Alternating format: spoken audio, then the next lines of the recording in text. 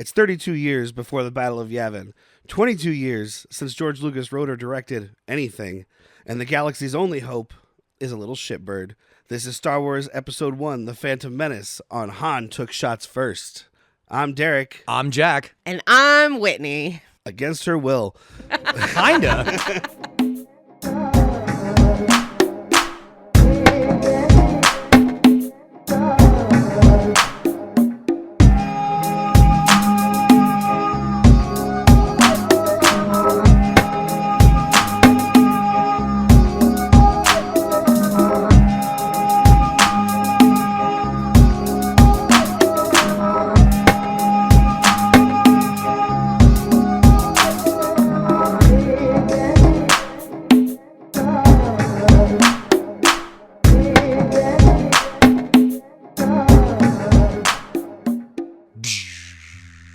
I'm your super special guest. Luke, I am your podcast.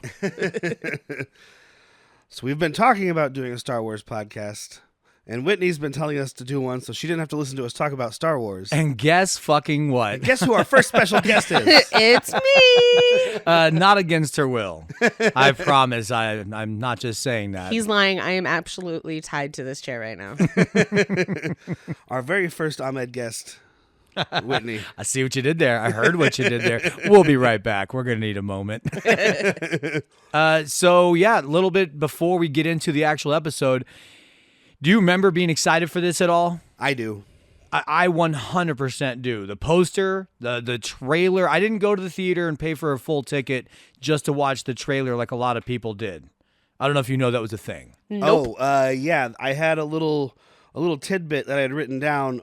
There was a consumer research company employment consultant firm, called Challenger Gray and Christmas. They estimated that 2.2 million people, this was for the release of the movie, 2.2 million full-time employees missed work to attend this film, resulting in a loss of $293 million in productivity in the United States. Damn. Fuck you, capitalism. But yeah, there was another thing, and I don't know where I have it in here, but yeah, there was like a 75% increase in ticket sales, and it was just people going to the theater to see the trailer and then leaving before the movie And I can't started. remember what movies there were, but there were like ones along the lines of like an English Patient type movie that their tickets were just skyrocketing because people would watch this, 20-second, 30-second trailer and then fucking leave. Mass exodus. That's hilarious. Yeah. Thanks for giving false hope to these other Yeah, films. like, we're doing great, dude. And like I've heard people on like other podcasts I listen to talking about going to a movie just because they were trying to see a certain trailer, but they stay and they watch the movie. Yeah, that's where I would be. Like, I would have gone to see, like, if it's like, oh, Harry Potter has a new trailer for Star Wars. Like, cool. I'm going to watch that trailer and that Harry Potter Yeah. because I paid for it. So my older sister took me to this opening day. She's not a Star Wars fan. Well, I guess she is now. We've talked about it since, but yeah, this is me being that super Star Wars nerd, just so excited for the year 1999 to give me a new Star Wars movie. And my older sister took me. We got tickets. We came back for like the 10 o'clock show, and I left the theater happy.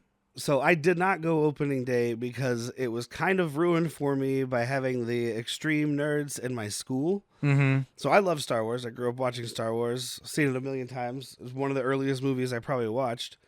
But there was this group of super nerds who would walk around the school it had to have been at least a year, if not more. One of them was wearing a placard around his neck that had the number of days until episode 1 came out. I bet he got all the pussy. Save some for the rest of us, pal. And I also just didn't like these dudes in general. I can see why.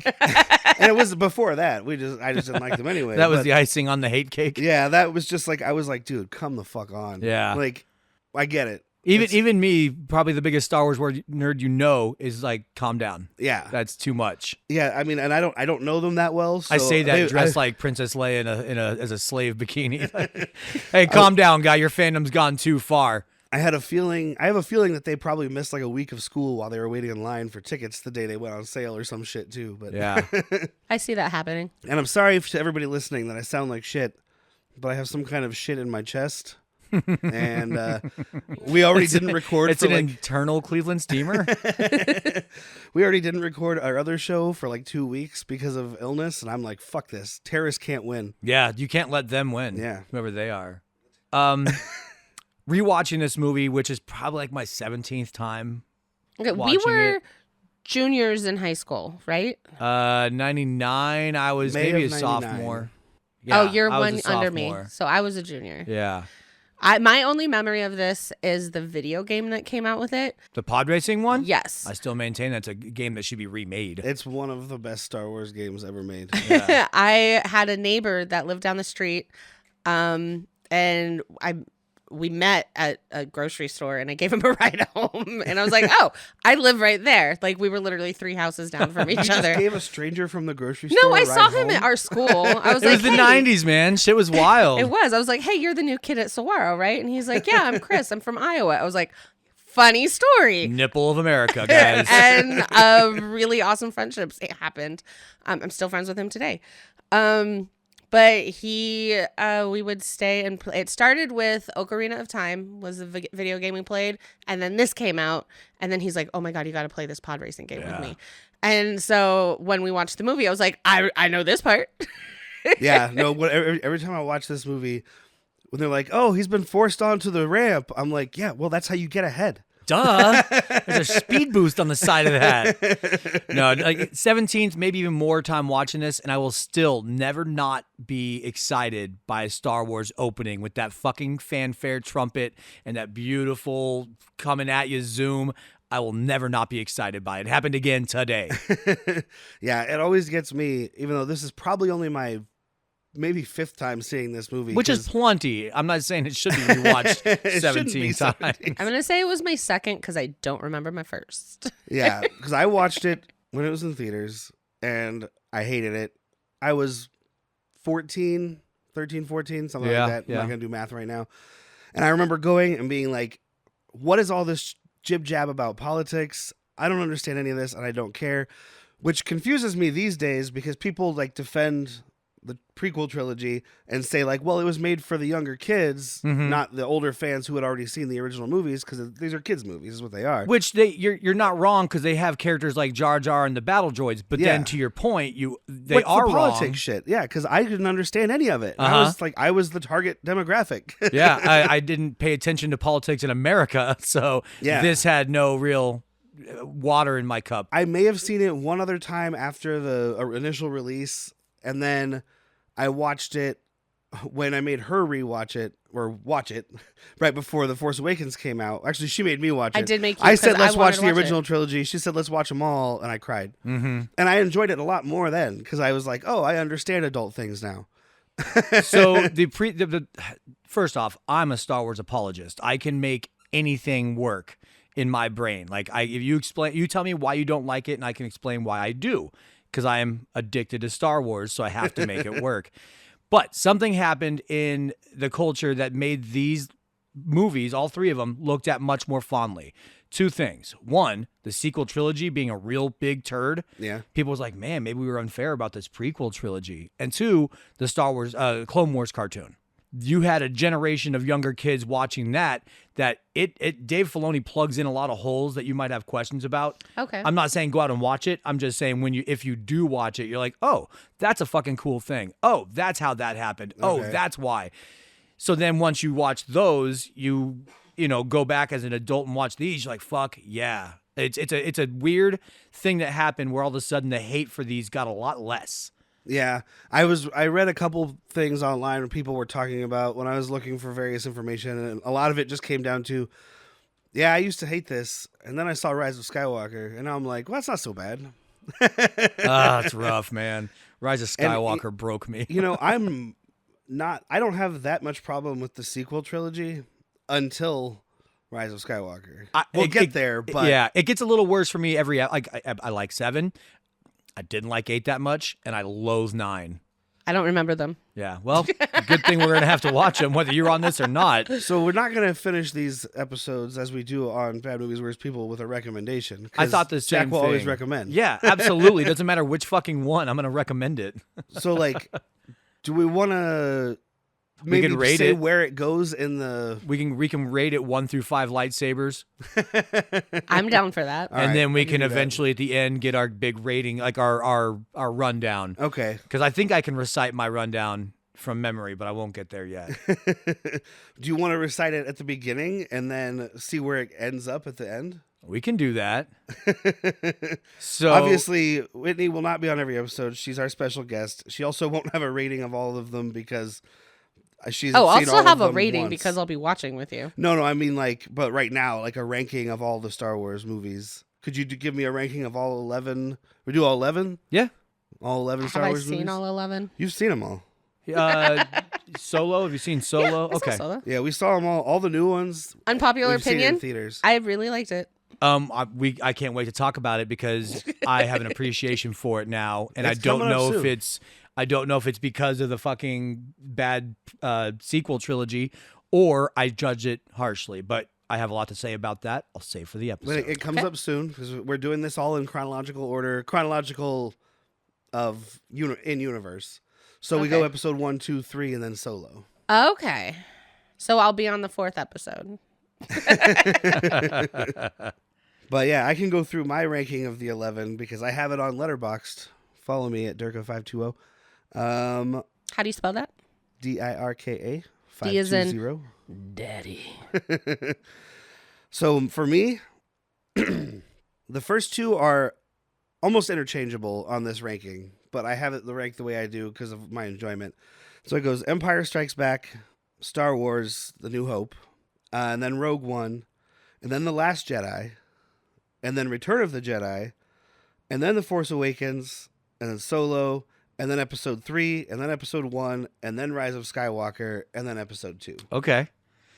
Okay. What's Sure. yours? 1, 2, 9, 10, 11. Okay, making sure I got them all. I think, like most Star Wars fans, you're going to start with Empire. It's the most complete, and it's the best out of the original trilogy. And I'll be damned if I'm not going to have original trilogy as my Is that top. episode 4? Episode 5. 5. So I'm episode 5, Empire Strikes Back. Here comes a wild card. Episode 6, Return of the Jedi. I know it has the Ewoks that ruin shit. It also has one of my favorite rogues gallery in Jabba's palace. Followed up by episode 4, which is Star Wars A New Hope. Then we get to Rogue One, because that is fucking gorgeous and that is fucking beautiful. And then we get to episode 3. Not everybody's fucking favorite, but that fight between Anakin and Obi is so amazing and so we'll wait till the episode to talk about that. Then I'm on episode 7, which is The Force Awakens, because it was supposed to awaken something in the Star Wars movies, and it set up a lot of emotion for me that didn't go through, but it was there. And then I'm going with episode 1, this one, just because there are things that we're going to talk about here that make it a good movie for me. Solo, because it has some of the better casting with a young Lando Calrissian. Yes. And it's hard for me to not like a movie with Woody Harrelson in it. And Agreed. then episode 8, because there is a fight scene in that movie that is so fucking awesome that even if you don't like the movie, that fight scene in that throne room is so fucking cool. Yep. And then episode 2 is a kind of a pooper, and so is episode 9. So episode 9, The Rise of Skywalker, is my lowest rated movie. So for me, I think, like I said, for me, the first two, which would be Empire and A New Hope, are like neck and neck. I just put Empire above it because I think it's A New Hope is a movie. It has a beginning, a middle, and an end. Unfortunately, Empire, knowing it's the middle of a trilogy, can't be viewed on its own. So that's why they're kind of neck and neck. And also, my neck and neck are the bottom two, which would be 2 and 9. 2 and 9. Because, So we have a similar Yeah. bottom.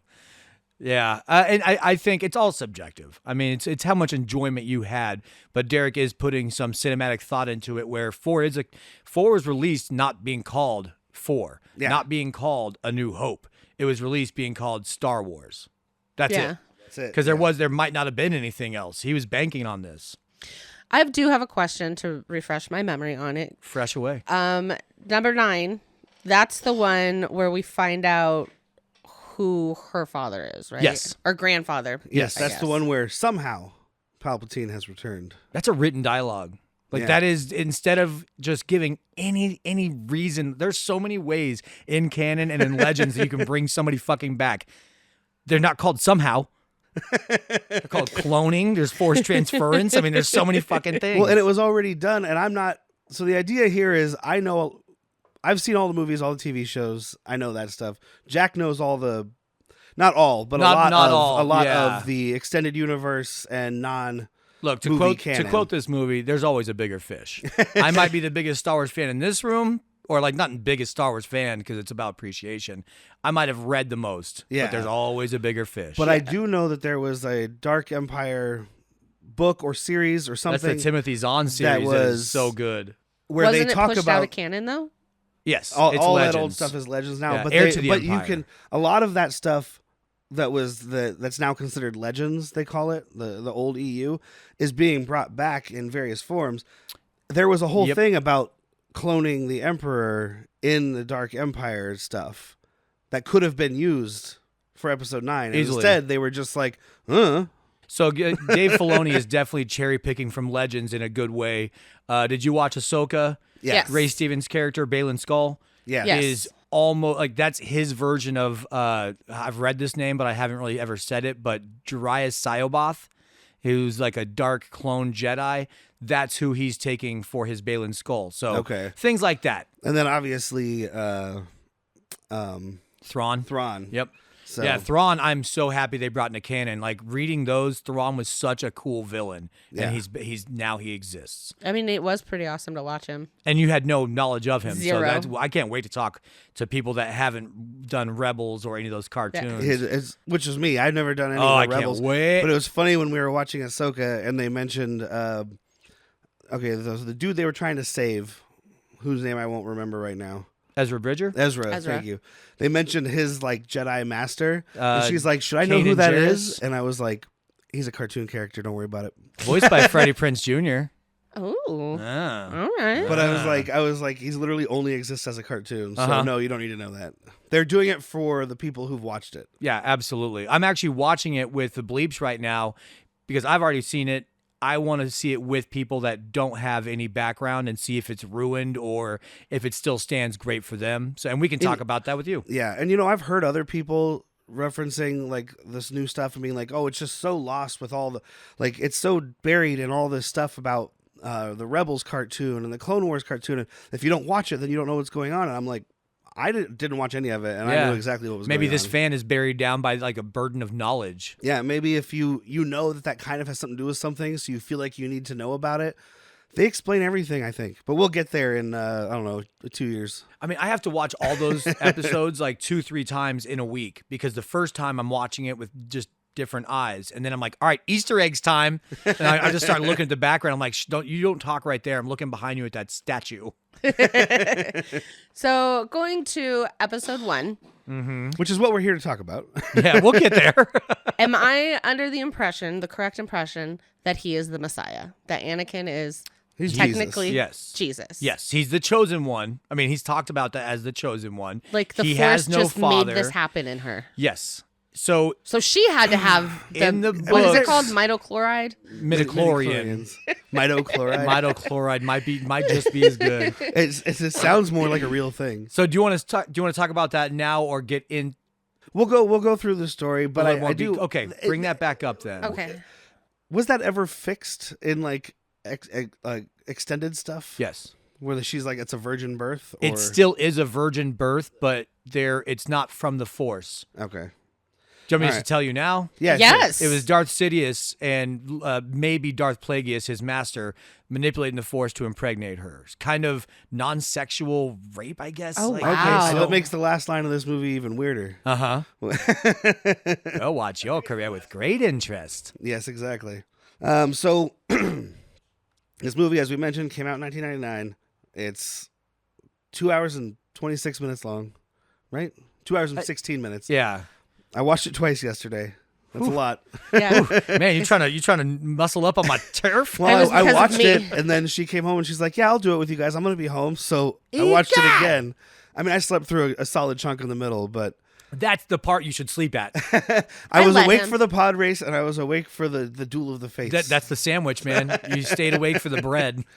This was directed by George Lucas, one of the very few movies he ever directed. Everybody gives him credit for all the Star Wars stuff because He did originate Star Wars. He Yeah. wrote and directed the very first movie, But but that's it up to this point. Before this, he had done, so his first movie was THX 1138, which I watched to prepare myself for this podcast because I was like, I've never seen it. I haven't watched it in a long time, but I remember it being dumb and pointless, but kind of cool looking. I was very enthralled. Okay. I thought it was excellent. It's got Robert Duvall, Donald Pleasance, Sid Haig plays a small role in there, but Robert Duvall and Donald Pleasance are the two main characters. Donald Pleasance is fucking amazing in that movie, by the way. He's great. I'm but gonna it's have to like rewatch it. it's basically the 21st century. We live underground. People have designations instead of names. So Robert Duvall plays THX 1138, and there's this woman that he's in love with, but they're not supposed to be in love, and they try to rebel against society. And it's all basically about him trying to escape. And in the background, it's all about. I think you need to watch the Blu-ray release because I heard that before that it was like people were like, it's just quiet, nothing's happening. Yeah. But they redid the sound. Well, he for hadn't had later the release. THX sound yet. Yeah, they redid the sound for the later re-releases, and there's so much talking going on in the background, like radios and stuff that gives you so much information about what's going on. Like they're talking about like the budget for capturing THX 1138 and like how if they go over the budget they have to stop and like all this stuff. It's really fucked up thing, like a very 1984 Logan's Run kind of futuristic thing. Is it something I would want to watch? I think so. It was very Source material. It was incredibly visually interesting. I thought it's the best directed thing he's ever done. I had heard it, and I've heard multiple interviews with him where he says like, I don't do dialogue. I don't like dialogue. He likes shots. Who doesn't? He likes fancy, good-looking shots. It is Francis Ford Coppola who's the only reason he even wrote anything, forced him to write, wanted him to write. And when he first gave Coppola like the first thing, he's like, oh yeah, you can't write. We got to get you better at this. Yeah, he does not write dialogue well as these three movies. And you're not really big on dialogue anyway. I am if it's well written. I love Quentin Tarantino. Yeah. But all he writes is sci-fi dialogue. hasn't always needed dialogue. No. Yeah, I mean, especially the original trilogy. If you can tell your story without dialogue, then you're really good at telling the story. Yeah. And that's why I was like, I watched this and I was like, wow, this director really has promise. I don't want to bad he shit never on really- everything, so I'm trying to give a silver lining. It's Well, like, yeah. he can't write dialogue, but dude knows a good shot. Yeah. And I think all that happened was he lucked into billions of dollars really early and quit doing stuff. And so that's why I think I'm not very impressed with this prequel trilogy, is because he hadn't done any work for 22 years. Yeah. The last thing he wrote and directed was episode 4. And despite what he says or anybody says, these weren't thought out already. No. He's said later, like, oh yeah, I had everything planned out since I did episode 4. It's like, no, you didn't. No, you did not. Some of the trivia I found was saying like certain things like, oh, this character and this idea were already things he thought of that were going to be part of the original script, but that's it. I know Not this whole story. I know he's pulled things from his treatment that he ended up later putting in the universe. Like they weren't going to be called Jedi. They were called Bendu, and the light side of the Force was the Asha, and like just all kinds of little stuff like that made its way back into the cartoons or comics or whatever. Speaking of pulling things from his own stuff, though, there was a line toward the end of THX 1138 where you can overhear like dialogue from people driving on this like expressway thing. Yeah. And someone yells, "I think I ran over a Wookiee on the expressway." Yeah, I want to say it was somebody's name that he had heard and really just loved. Okay. But I do know it's from THX. I overheard that, though, and I was like, huh. So that means THX 1138 takes place in the Star Wars universe? Yeah. And then he also directed American Graffiti, which is really well known amongst a certain age of men. Mm-hmm. It's a car, a group of teenagers spend a final night cruising the strip before they go on to live their lives. It's Dazed and Confused before Dazed and Confused. Absolutely. And not as good. And it's a fairly low budget film that did really fucking well. I don't know if you ever saw those numbers. It was a super high grossing movie just because of how low budget it was. So this is why he got a lot of favor in Hollywood to do other things. Yeah. And that one had Richard Dreyfuss, Ron Howard, Harrison Ford, and someone from our other show, Bad Movies, Worst People. It featured Bo Hopkins. Oh, shit. Oh, man. Riley from Nightmare at Noon. Oh shit. Okay. Dang. Oh Yeah, shit. George Lucas's love for cars and hot rods will be prevalent in every episode. Well, at I least saw an interview once. he did with James Cameron on some TV show James Cameron had, where he was saying like he never really cared about like ships or anything. He's like, the only reason I care about spaceships is because I like cars. Yep. He got in a really bad accident and almost died. And that was like, well, I'm not going to be a fucking race car driver anymore. But his love never went away.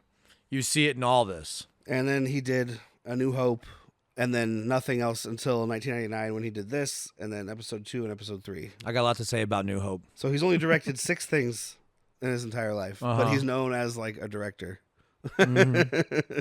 I mean, he's more of a creator. He created Indiana Jones. He created Star Wars. Yeah, and he did co-write Jedi with Lawrence Kasdan, who directed or who wrote number 2. There's somewhere out there he he did a treatment for Apocalypse Now, and like Coppola said, he's like, this is not a bad movie. It's just not what we're doing.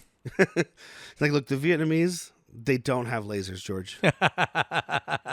Oh man, here they do. So George Lucas took that treatment he did for that with the Vietnamese soldiers, Put it on Endor, and turned them into the Trade Federation guys in this movie. Oh, see, I was thinking he turned them into the VC or Ewoks. I was just thinking about the horrible racial stereotypes in this movie. So we'll talk about this movie. Let's get into this movie. The Pneumonians. They are the Neomians. The That's Trade the Trade Federation. Federation? Yeah. I've heard George Lucas himself and people that worked on it defend it like it's not racist. How can it be racist if it exists in space? And I don't think he meant it to be racist, but it is. Like, it's on the nose. You've got these characters wearing like ancient Asian or Chinese, generally kind of looking garb. That's the vibe that you get when you look at them. And then they speak with these broken English accents. Can I do a pneumonian accent? Aliens. Is that allowed, or is that just? I think so, because they did it, and they're all fucking British. That's the problem. It's like it's really hard to explain without sounding super racist. But it's like, oh no, we have to put a blockade upon your planet, princess. It's super fucking racist. It sounds like that. And you know what? If you'd hired James Hong to do it, sure, maybe it wouldn't be racist. Sure. But he hired 2 or 3 British dudes to do it. Mm-hmm. Which I think that makes it not okay. Let me give you an easy fix right here. I am always on the side of aliens not speaking basic. Correct. I would rather I want to hear their language with subtitles. And it was supposed to be that. These guys were supposed to have a language which with is why subtitles. the subtle lip flap don't match up. But they changed it because it's such an important part of the story. They wanted people to be able to understand it who didn't necessarily have to read everything. This is your 4th Star Wars movie. We'll be okay. We'll figure it out. Yeah, I agree. I think it comes down to what we were talking about earlier, the kids. It's like when you see English in Star Wars. It's almost all removed now for Erebash, the written language, because it's so jarring to see English. It's also a little jarring to see these big, very non-human looking creatures speak basic. Yeah. Basic is English. I get it. Okay, Yeah. got it. Yeah. Where we are at, though, is that so the Trade Federation has these giant Lucra Hulks, which are these just awesome mini space stations blockading Naboo because they want to take it over. Yeah. So it has something to do, and this is what always confused me when I was younger, and I was like, what are you talking about taxes for? This is Star Wars. Mm-hmm. But like, so the Senate taxed the trade routes, which gave the Trade Federation more power, I guess, which put them in control control of Naboo. Think of the Trade Federation as the East India Trading Company. Think about it like from that point of view, where they go to these smaller nations and just kind of, fuck them over until they get what they want. But they are paying so much money to politicians that they are getting away with things. Like they speak on it a little bit of this about the bureaucracy of it, because it is what's happening. That they're on this little outer rim. It's not part of the main system of government. So they're not going to do anything when they... I mean, Amidala does tell the Palpatine later, she's like, I can see now that this republic just doesn't work. Yeah. So it all comes down to like the politics. It's just weighed down under its own weight, which Palpatine kind of did on purpose. Absolutely. Like, but he yeah, talks you can about see because I did vaguely, when we got to that part, I did vaguely remember seeing it. And I understood it more this time. It's almost like you have to watch this twice to understand what's actually going on. It definitely helps because, again, it's George Lucas's weakness. Like he's a good creator, but he's not a good explainer. Yeah. So you're filling in your blanks here on this scheme. But it is, yes, you have Sheev Palpatine, who right now is just no more than like a senator. Yes. Yeah. Very. If you there's no background for him in this movie, I just know it. He grew up on Naboo, very rich family.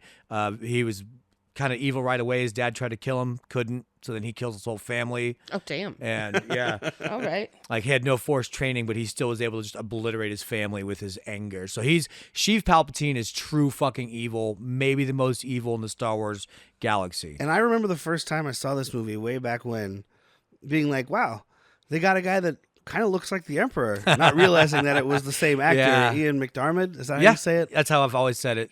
Not realizing it was the same actor. And I'm thinking, like, how could it be the same guy? That was so long ago, but it really wasn't. It was 14 years because he was only in Return of the Jedi. Yes, they did add in his face to the hologram In Empire. Empire, but he's the only person to ever portray the Yeah, because the Emperor. original one in Empire looks like a baboon. puppet ghost. It's Yeah. a baboon. I don't know what that was.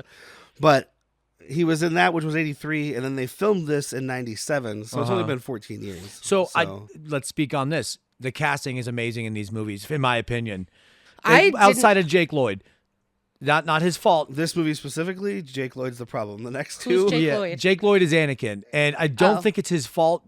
It was a last minute thing. George Lucas aged him down. He initially was supposed to be older than this, but Thank you. That was a question I had earlier also. Yeah, he was supposed to be older. It was like, he's 8 and she's 14. I mean, come on. No. I have written down the exact ages of them. So did I. Looked it up. Yeah, she's 14 and 9. 14 and 9, but in real life she's 18 and he's 10. So there's your discrepancy. Still gross. well, It's she's still 18 gross. when the movie came out. She's 16 when they're filming. Oh, true. 'Cause she's born in so and he's 81. 8. Yeah. But either way, yes, I don't think it's a good choice to have him this young. It makes it A, hard to give a shit because I can't relate to him. B, Funny when he speaks in the other languages. Oh, God. but worse in English. his Huttese is so stupid. So's his English. It's quitting. doesn't This is have the good most cringe. delivery. This is the most cringy line in this fucking movie for me. It's quitting time. Yippee! Yeah. Wow. That's almost as bad as I hate sand. Dude, it's Anakin never gets better.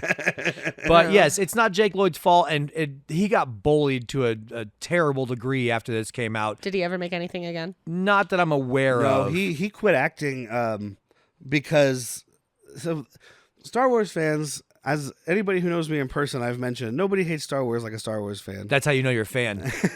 And Star Wars fans are also really just not that nice to people. And I don't mean all of us. I mean in general. It's like Jake Lloyd was basically bullied out of acting because kids would make fun of him at school because of his performance, and they would make, he'd walk by and they make lightsaber noises at him. And Ahmed just stuff Best like that. became damn near suicidal. Ahmed Best almost killed himself. The only reason he didn't is because of his son, Who's that? Jar Jar. Jar Jar, which everybody Oh my sitting God. here hates Jar Jar, Yes. right? You don't get online and fucking bully this guy and give him this hate. Like, he's doing a job. He got paid Yeah. to do this. Yeah, he is not Jar Jar. He is an actor. The person to blame really is George Lucas, who heard this and said yes, and wrote these lines and thought, yes, that's going to be good. Yeah. You know what sounds good here? Semi-racist fucking Jamaican character. Oh my God. I had so many issues with that. Misa Nobada. Also played by a white guy. Yeah. You might wanna- I had a lot of issues. Like, I was like, who thought of these characters and was like, yes, that's a great idea. I think it's subconscious. I don't think George was being racist on purpose. I think he's just like, I need like an islandy people, like kind of underwater. Maybe we can have them sound like this. It's a new dialect I just made up. They live underwater, so they must be Jamaican.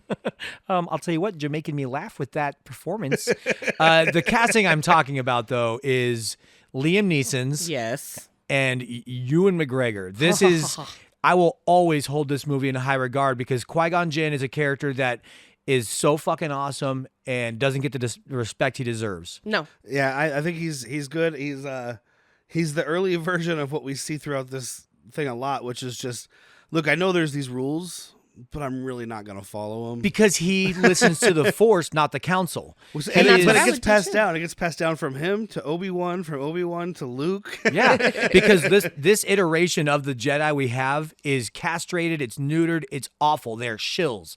They're nothing more than a Republic police force. And that's what I was telling Whitney when we were watching it, because they talk, and I guess we're just kind of jump all over the place. That's yeah, fine. you've seen this movie, right? Yeah, right? most people have seen this. If you haven't, go watch it first. But they talk at the end about how, or he talks about the prophecy, the one who's going to bring balance to the Force, and it's like, okay, but this guy ends up being Darth Vader, and I'm like, well, he's kind of bringing balance He to is the bringing Force balance. because right now it's the quote unquote good guys who are just as bogged down in bureaucracy as the Senate. So there's And then, of course, he swings it hard the other way, and then you have Luke who comes back to kind of balance things out and leave. It's supposed to kind of leave. So things there's in a the bunch middle. written about it that you don't have to read, but like the translation of the prophecy is wrong. Balance in the Force means the Force is all good and it's balanced instead of having any evil, right? Oh, Okay. I The don't chosen like that. one is and always will be Anakin. It is not Luke Skywalker. Anakin is the one that destroys the Emperor. It is because of Luke's love for him, but he is the one. George Lucas's mouth to your ears. This is Anakin's story. If he I said is it, the it's true, chosen one. motherfucker. He wrote it down on a piece of paper. What do you want? Okay, I guess that brings a little light to things. I was along with my husband. I was along the lines with Yeah. it's a yin and yang. Like Yes. you can't appreciate good without bad, and That vice is versa. balance. Yes. Unlike this prophecy, but just think about it from being this religious cult, I guess we'll call the Jedi. It is. Because they do indoctrinate babies at a young age. Yeah, rip if you right it's Yeah, into your too what's, old, parents. then- Yeah. is it 2? So they have no emotional attachment It's to anything? exactly right. That's what I told her. Yeah, Okay. because That's she's like, exactly how is correct. he too young? And I was like, because he's already formed I attachment. was like, Which- because Luke okay. was like 16, right? So yeah, he was Qui-Gon, way too yeah. old. Yeah. So Qui-Gon actually is from an older, like kind of a different thought where you can get to know people and you can love people. It's kind of a lesson in life. You guys are a married couple in love. You know one of you is going to die before the other one. he says if I die first, he's killing himself. So. See, that's Sith-like. A Exactly. Jedi would be like, man, I'm really appreciative of all the time I got to spend with my beautiful wife. Now I need to keep living my life because that's what the me. Force wants. So you're Sith and She's I'm gonna Jedi. go out there I and see just it. be such a hoe when you're dead. When I'm dead, no, I'm just kidding. Sorry, when you're in bed, I said. No, Wow. but so Qui-Gon is like Okay, look what saves the fucking galaxy is love. Yeah. A father's love for his son's love for his father. Well, and- not this antiquated Jedi cut off nihilist almost. Well, and his thing also kind of opens it up to being a little bit more. You can bring in people from all over the galaxy, because for him, he says at one point, if you guys lived in the Republic, we would have discovered Anakin at a younger age. Yeah. Mm-hmm. Well, the same thing applies to Luke when he gets found at, he's like 16 or 18 or however old he is. Anybody who doesn't live in the Republic, in the central systems, who basically are like the rich people, yeah. doesn't get to be discovered. So if you live in the outer rim or in the outer territories, you don't get to be a Jedi. It would be like a really smart person from the 1800s living out in Arizona. Like you would never get found because all of civilization is back on the East Coast, all the Exactly. schools and colleges. So that's kind of how I'd think about that. exactly. But So I they threw all the rules out for Luke because he was the only one left. Yeah. So we thought.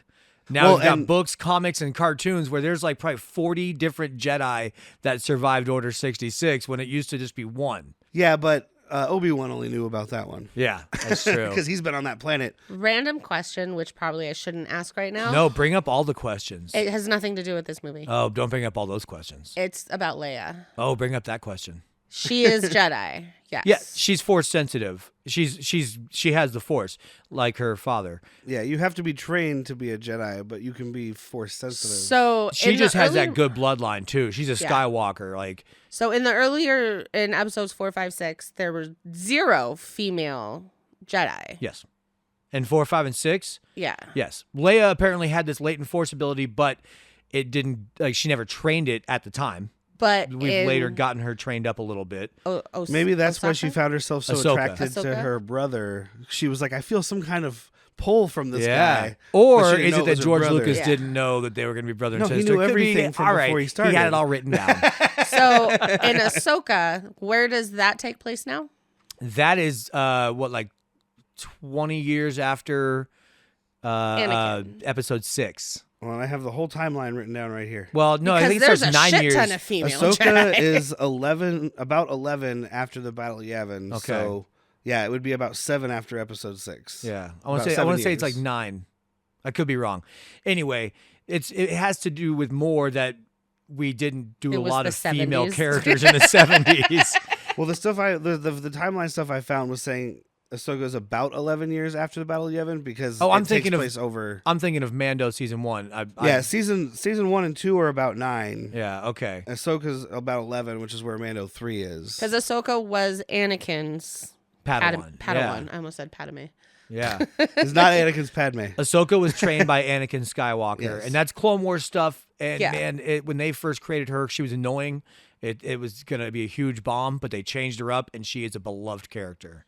Well, it also doesn't hurt that it's, you know. But even when it was in the Clone Wars and she was voiced by like Ashley Eckhart, I think like it still was a beloved She's character. like 12. Yeah. Some Okay. shit in the cartoon at the beginning, right? So moving on. One of the reasons it was so easy for this trade federation to set this up, by the way, it's been at least 1,000 years since the last war.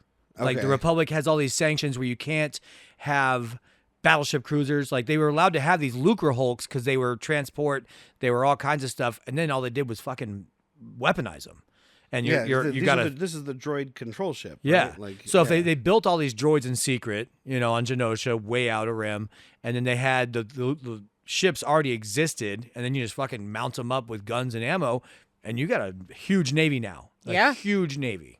It's been 1,000 That you don't have to years- feed. It's been 1,000 years since there was a war. When the next 67 years are just war. You are going to have a lot of war. You're going to have all the war coming up soon. We do see Darth Sidious as a hologram. This is also how you saw him the first time in the original trilogy. Uh-huh. I love what they're doing to his voice because it's Ian McDermott speaking, but they do that modulation where like it's now he's starting to sound like his actual self. And so I remember being really upset watching this movie about all the really bad CG, but there's a lot of miniature work still and puppet work. I think it goes away as we go through the series, but in this one at least, like there's like the ship blowing up at the beginning here. I can't remember what ship it was. Somebody gets shot. Well, and they it's, had it's the miniatures. Okay. It's a miniature. You can see it's a miniature explosion. Oh It looks yes, like- it's the Republic ship that drops off Qui-Gon and Obi-Wan gets blown up in the hangar. Oh Yes. yeah, and yeah. that's an old school early trilogy shot Yeah. of blowing up a miniature. It's Yeah. cool as shit. That's what it was. It was in the hangar. Yeah. I will say the CG looks better in 99 than I thought it would. Like Yeah. going back to it. There's Yeah. a couple really shit ones, but then there's some good ones like I don't know if part of the problem is we were watching it in 4K. uh-huh. So like sometimes bad CG looks worse when you're watching it in a really high definition. The battle between the Gungans and the droids, man, those hover tanks are screensavers. Dude, that shit looks like an episode of Clone Wars. Yeah. Yeah. But 99, Yeah. George Lucas is pushing a technology that may not have been there yet. This was nominated for visual effects and sound. Oh my God, this sound. Yeah. I could watch this with no fucking image and just still have a good time and listen to it. Yeah, I can. Star Wars sound design is always amazing to me. Also, though, I noticed in this scene when they're landing before the Republic ship gets blown up and stuff, there's these droids, these robots that are like almost like spider walking things, Yeah, I like think real it's a tall vulture droid. things. Why aren't those in the battle later? Those look like they could kill some shit. Those are what take off. They're walking on four. It looks like a bird with like walking the tip of Yeah. its wings. Yeah, those wings turn forward, and it's 2 points above 2 points, and that's the droid. They are the Okay. ships. So Yeah. kind of like the ships from Battlestar Galactica that are the robots. Because if they the build spaceships, they Cylons. got to have pilots, or you can make a droid that's That a turns ship, into a ship. kind of thing. I believe it's the vulture. I just saw them droids. walking around, and then I never saw them walking around again, and I was like, well, those seems like they could be useful. We'll get better views of them, I think, in episode 2. No. 3's the one that starts with the fight on Grievous's ship. I was like, there's a lot of stuff that doesn't happen in this one, like naming Anakin's mom or naming Samuel L. Jackson. Shmi? Yeah, we don't know Mace Windu. My favorite line of the beginning of this, though, is when they're trying to figure out what to do. Like the Jedi are on the ship, and they're like, basically the Jedi who are Obi-Wan and Qui-Gon Qui-Gon. Jinn, they realize that they're getting fucked with, so they end up breaking out. And these 2 Trade Federation guys are there, and they're like, put down the blast doors, bring in the droidicas. And then he's like, we will not survive this. Yeah. I'm like, yeah, no, probably not, buddy. It might take you the rest of the movie, but you will not. Like, yeah, the one And good guy job is getting just like, Droidica nah. correct. Yeah, see, I know what I'm doing. Yeah. The one guy's like, nah, we got droidicas, we got shields, we'll be good. The other guy's like, yeah, we're going to fucking die, dude. This is where I think we start to see what George always wanted from his Jedi, the speed run. Yeah, this is the first time I noticed that, and it Yeah, made me 'cause I want was to throw like, up. It didn't What really look happened? good, but I think he's trying to show, like, look, they're, because, I mean, go back and watch 4, 5, and 6, and they're still amazing. They're all fucking beautiful, but you see the limitations of movement to the actor. And in this, we are seeing a lot more. We'll get to the lightsaber duel eventually, but we're seeing some better movements. This didn't look good, No, but I'm glad we're seeing some power. when I saw them like zip off, and I had never ever noticed that any of the times I've watched this, the first thing I thought was that fucking Whitney just made me Vampire. watch all the Twilight movies. You bought it for me. So. I was like, this Twilight shit. Why are they Twilighting around? Yeah. Why are they zip zapping? Yeah. I just can't. And I'm glad. You I can think always- it's the only time I can ever think of any of them doing that. You can always tell a Jedi because they sparkle in the sun. I mean, we get like the stuff like where they're pulling themselves up really easily and stuff. That's cool. You see a big But, like- leap coming up later. Yes. Yes. It's a thing that all the expanded universe stuff will always be able to do it better because you're writing it instead of filming it. So they start giving these Jedi different powers that you never saw, and we're kind of seeing some right here. It just didn't look good. Yeah, I was not.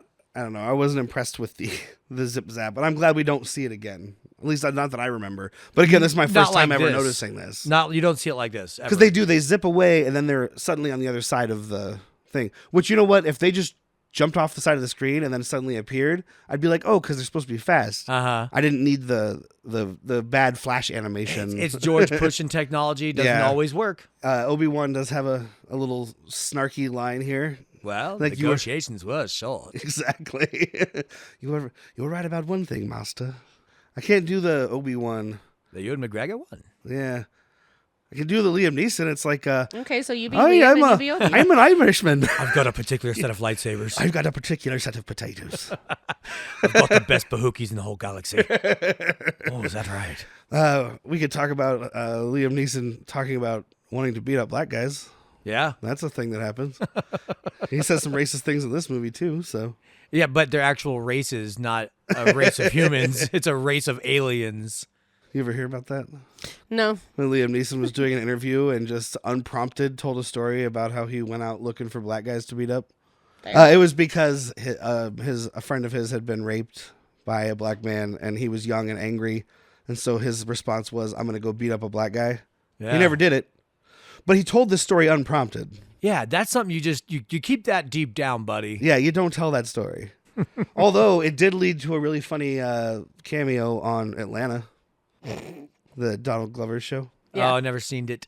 Oh, Atlanta's a great show, but Liam Neeson plays himself in Okay. that, and he's talking to Paperboy, who's like the main character, and he basically goes into that, and he's like, he says something, he's kind of apologizing for it, and the character Paperboy is like, well, I'm glad you don't dislike black people anymore. He's like, oh no, I don't really like you guys. That's because you tried to ruin my career. Nothing to do with race. Okay, so flashing away. Yes, so we meet Queen Amidala, Natalie Portman. We get her before we get Jar Jar. Luckily, Yes. Yes. Yeah, I think because it's a video screen. Uh-huh. She's talking to the Trade Federation people. She's doing when she played plays. by Keira Knightley. Yes. Well, this is- no, this one. Yeah, this one is Natalie Portman. I And I could very easily tell the difference. Maybe again because it's 4K. I remember back then not being like, oh wow. They also modulate her voice to make her sound more like Keira Knightley when she's in costume, not when she's the queen. Yes. She does Padme. this like old Hollywood, Deadpan. mid-Atlantic kind of like with a, modulation on it. Yeah, with it, and then they make it deeper. Uh-huh. Yeah. But she does. It is like an old Hollywood, like Your a Catherine occupation is Hepburn over, kind of. Viceroy. Yeah. I think they had to do that so they could match a voice.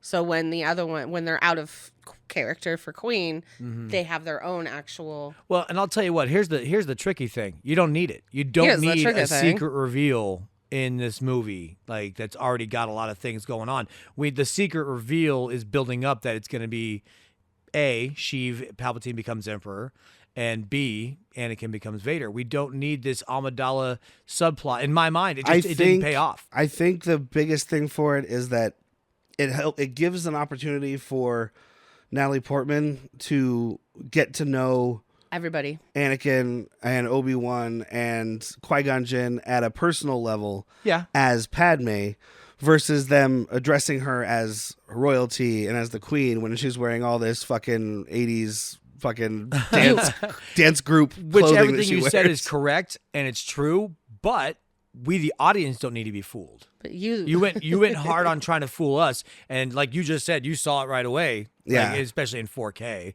You know? There is that one line where Qui-Gon's like, look, the queen trusts me to make the right decisions. And she's like, You I think assume you too assume much. too much. Yeah. she says that multiple times. Yeah. So this is where we meet Jar Jar. They're clearing these droid tanks are like clearing the forest, basically. And all the animals whose instincts are to run and survive are running and surviving. Jar Jar is dancing around like a fucking clown. And Dipshit. Qui-Gon gets in the way of Darwinism, man. This guy should not be alive. Yeah. He's too dumb to exist. You can see it in Liam Neeson's face. Like, he's got some disdain for it looks like disdain for Jar Jar. It's disdain for working on a green screen. Okay. Or with a character. Like, he does not have a pleasant face anytime Jar Jar and him are sharing a scene. I will say that, and this is a comment I made last night, was they're doing a good job looking at the character. He had It's just a terribly placed. He had a headpiece. Okay, Yeah, that's Andre what you Best told was me. there. Yeah, wearing a tennis ball on his head. Yeah. And I don't want to just shit on Jar Jar because it's too easy. I don't think there's very many people that enjoy him. But it's, again, George Lucas, you wrote a bad character. It's And a you wrote a bad character. language. It's a bad. They're not funny jokes. Yeah. It's just too much like Whoopsies. whoopsie daisy. Look at me, like. And I'll tell you what And works honestly, for me. most of the time, nobody's reacting to his antics. Mm-hmm. It's like they just added it in later. The thing that works for me in a comic relief point of view or area is the droids themselves, the battle droids. I find them Roger. kind of funny. You know, like they work for me when it's like, you're going where? Coruscant does not compute. Oh, wait, you're under arrest. Like, it's a little sticky, and I like that more than I like Jar Jar. So you don't Yeah. need him when Yeah. you already have them. Yeah, they've got some kind of funny little like moments versus just everything he does just isn't. And even if you don't find them funny, at least it's not the most irritating thing. It's you're like, all right, I can get past that. But when you compile it with Jar Jar, now it's like, God, this movie is just fucking not for me. There is a moment right after he saves him, right after Qui-Gon saves Jar Jar, where he says, he's like, you almost got us killed. Are you brainless? And he says, I spake. Every time I watch this movie, because I don't watch it often, at first I hear it and it sounds to me like he's saying, I expect. Like, yes, I am brainless. No, he's saying, I spec, spoke, therefore like- I am. Yes, exactly. Because then Qui-Gon follows it up with, just because you speak doesn't mean you're intelligent. Yeah. But he first says, I spec. I'm like, yeah, I expect too. You fucking Are you idiot. brainless? I expect so. I didn't like the language that they made for him. I didn't like how it did not come across well. You saw no thought- like at the jib jab? Oh, fuck you. I'll tell you what I do like, though. The Gungan underground city. Or Yes. underwater city. Yeah. I like this. It's very Star Wars to me. And it appeals to me the fact that you have multiple races on one planet. You know, you got the Yeah. humans above that probably came Because that's from... not how it's worked on any other planet so far. And they Right. do make In a point this- at one point where she's like, I know we'll get there, and I'm speaking ahead. I'm sorry. I'll No, stop. We're all go over the ahead. place. Go Okay. ahead. It's fine. Where she's like, I know we don't get along, Uh-huh. but we are symbiotic or symbiont. Yeah. We work perfectly together. And Obi-Wan says it at one point to Anakin. To Anakin? About no. the- Boss about the Nass. Force. No, someone tells Boss Nass. No, like, she that you tells guys- that's the Oh, scene okay. she's talking about. Obi-Wan says it like pretty much right away when they find out there's two species. Oh, he says it to Boss Nass at this part in the underground Gungan underwater city. He's like, we don't care about the people up there. And he's like, how could you not care? You guys are symbiotic. Like, Yeah. Yeah. And then it comes back in with her. So Yeah, and how he's like when he's talking to Obi and he's like they don't like us, they think they're better than us, Yeah. because they're up there, and how that turns around and she's like, we never thought that, and he's just Yeah, happy as can he's be really to happy about it at the end. He's like, you don't think you're better than us? Neat. Nice. we're best friends then. We never even asked. We just assumed. yeah. Well, when the Queen says it, Yeah. and she lowered her guard by showing her real yeah, colors. everybody I will dropped say down. Jar Jar, like they don't get credit in this movie really for Jar Jar Binks being the first fully realized all CG main character of a film ever. Yeah. Yeah. Like the credit usually goes to Andy Serkis in Lord of the Rings, but Well, Jar Jar looks was much first. better. It looks better, and it is better. And even though Smeagol is annoying, it's not this kind of annoying. Yeah. I would take Smeagol's talk over Jar Jar talk. Every day of the week. Well, and dude. the problem with the Jar Jar talk, like we kind of talked about earlier with like the race stuff, is a lot of people perceived it as like making fun of like the, what would you call like the back when like the blackface kind of speak that people did Yeah. when they were doing performances Like a of minstrel? black people, like minstrel. There you go. Like that's what people saw. There's a lot of this. I mean, yeah, it's I don't like, again, I'm not trying to defend him. I just don't think he did it on purpose. But No. it is It is what it is. He just happens to be a middle-aged white dude who's unaware of his own. Yeah. Oh, did you notice that Boss Nass must be weak-willed? Because this Jedi mind trick works flawlessly. Oh, yeah. I thought I was gonna be a little closer to Jabba, like, hey, come on, guy. Doesn't Yeah. work on us. Yeah. But it definitely is Or like, I'll Watto. send you on your fucking way. You waving your hand around like that. You think You think you're a Jedi? But they send him through the core of the Earth, which I think is a cool shot. Yeah. I like this ship plenty. The different creatures, like the one that's basically Godzilla, Uh-huh. like a snake Godzilla. Okay, but that guy kind of looked like the Mandalorian creature guy with The Mythosaur. Mythosaur. Yeah. No horns. No horns on this guy though. He looked Yeah. more like a. It was No, like the a. second one. And the Mythosaur is only going to be on Mandalore. You know what this Oh, guy, okay. this big one, looks like to me? SpongeBob SquarePants, the generic, where the are we generic going like here? world filling people who are like the eel kind of people. Uh-huh. They're Oh. always there. He looks like one of those. Gotcha. I see what you're saying. I didn't know where that was going. SpongeBob and Star Wars. There's a crossover. Never can tell. But yeah, he Jedi mind tricks Boss Nass, and then they get their ship to go through the planet core, and there's always a bigger fish. Yep. Which is important. Like, I mean, this is talking about right here. It's talking about the immediate moment. It's also talking about Darth Maul, Darth Sidious. Like, Yeah, there's always exactly. a bigger fish. It's a not so great metaphor of like, well, we know we have to fight this guy, but there's always a bigger one. Uh-huh. Which isn't true if you listen to if you listen to them saying there's only ever two Sith. There's not always a bigger fish. The two Sith thing, though, is something That's from long Darth abandoned, Bane. right? Like, I mean, there's been more than Darth two. Darth Sidious was trying to implement the rule of one, which is it came from somebody else, but he's done it better. He wants to be the only Sith. He never fully realized the training for everybody else. He wanted to keep Vader's a lapdog, not a true apprentice. Because the Sith way, the rule of two is, I train you until you're strong enough to kill me. And then you rule until you have somebody come kill you. Sidious is like, fuck no, dude. I'm going to be the only one. I'm going to cheat death. You know, which he does. He's, I'm going to outlive this, that, the other. I mean, he set up a way to have all these people work for him thinking they were part of the two, but they never were. He wanted the Okay. rule of one, Oh, meaning one person to rule. yeah. One Sith to rule them all. One Sith to rule them all. But yeah, as they're going through, there's like, it just happens to be the perfect timing of like, this fish is gonna eat them, bigger fish eats that, and then it happens again immediately. Yeah, like, hey, remember this? Yeah, it just happened like 10 seconds ago. Well, throwback. And it's the same giant fish. Mm-hmm. I don't know if he's trying to save them or if he's just really wants to eat them. So No, he sees him as bait. He's like, look at this beautiful lure going through the water. I'm just going to follow it and clean up, dude. That's fair. He's a guy at the end of the night at the bar waiting to take some drunk person home. I'm pitching cleanup. When the Jedis are sneaking around the ship here, I did notice at one point some droids walking around in the background that looked like the lamp from Pixar. I definitely saw this too. Yeah, even like tucked its head in a little bit. Yeah. I was like, oh, look, Pixar. It's back there. Yeah. So they bust out Amidala and a couple people, Captain Panaka, and they half the pilots go some other direction, like somewhere else. Just get on the ship. You can't help. I guess you get some pocket resistance here. Yeah. But yeah, so they bolt on the shiniest, chromiest ship in the fucking galaxy, dude. Yeah, it is. Yeah, this ship was what bothered me when I first saw this. I was like, this is supposed to be 30 years before.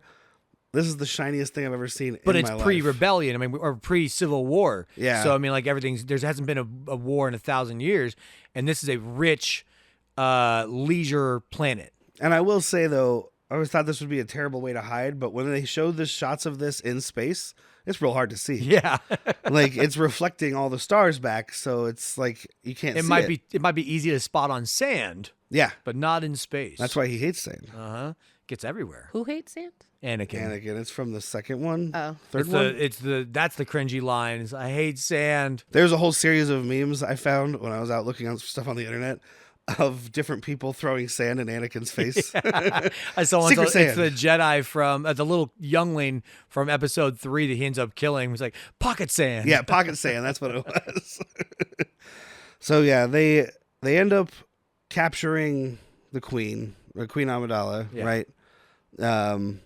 Oh yeah, Because this invasion takes no time at all. They weren't prepared for this. because it's a peaceful time in general. But Yeah. yeah, there's no planetary defenses. Like you need a shield or some sort of giant like battery. You need guns. Yeah, You know, they don't really have much of a navy. They've got a fleet of M1 fighters. That's about it. I mean that's all it takes. Is at the end at the end of the right? day, yeah. But they landed on this planet and the occupation was over. Like it was done. So they're trying to get her to force her to sign the treaty. This one is Keira Knightley. Yeah. This queen is Keira Knightley.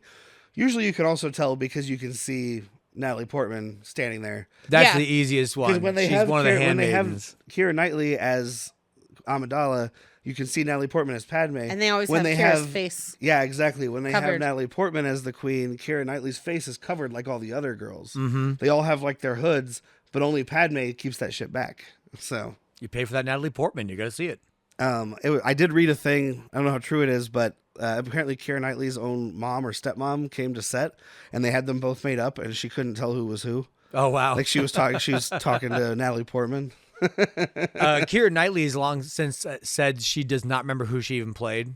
Like 'cause it was probably very jumbled shooting. She's like, I don't know who I was. What? I thought I was the queen. Mostly it's when she's in the black like outfit with like the feathers Yeah. and shit. There's a point later on where it's a different outfit, but most of the time it's just that one. That peacock on top. Yeah. I wrote down wahoo hoo hoo.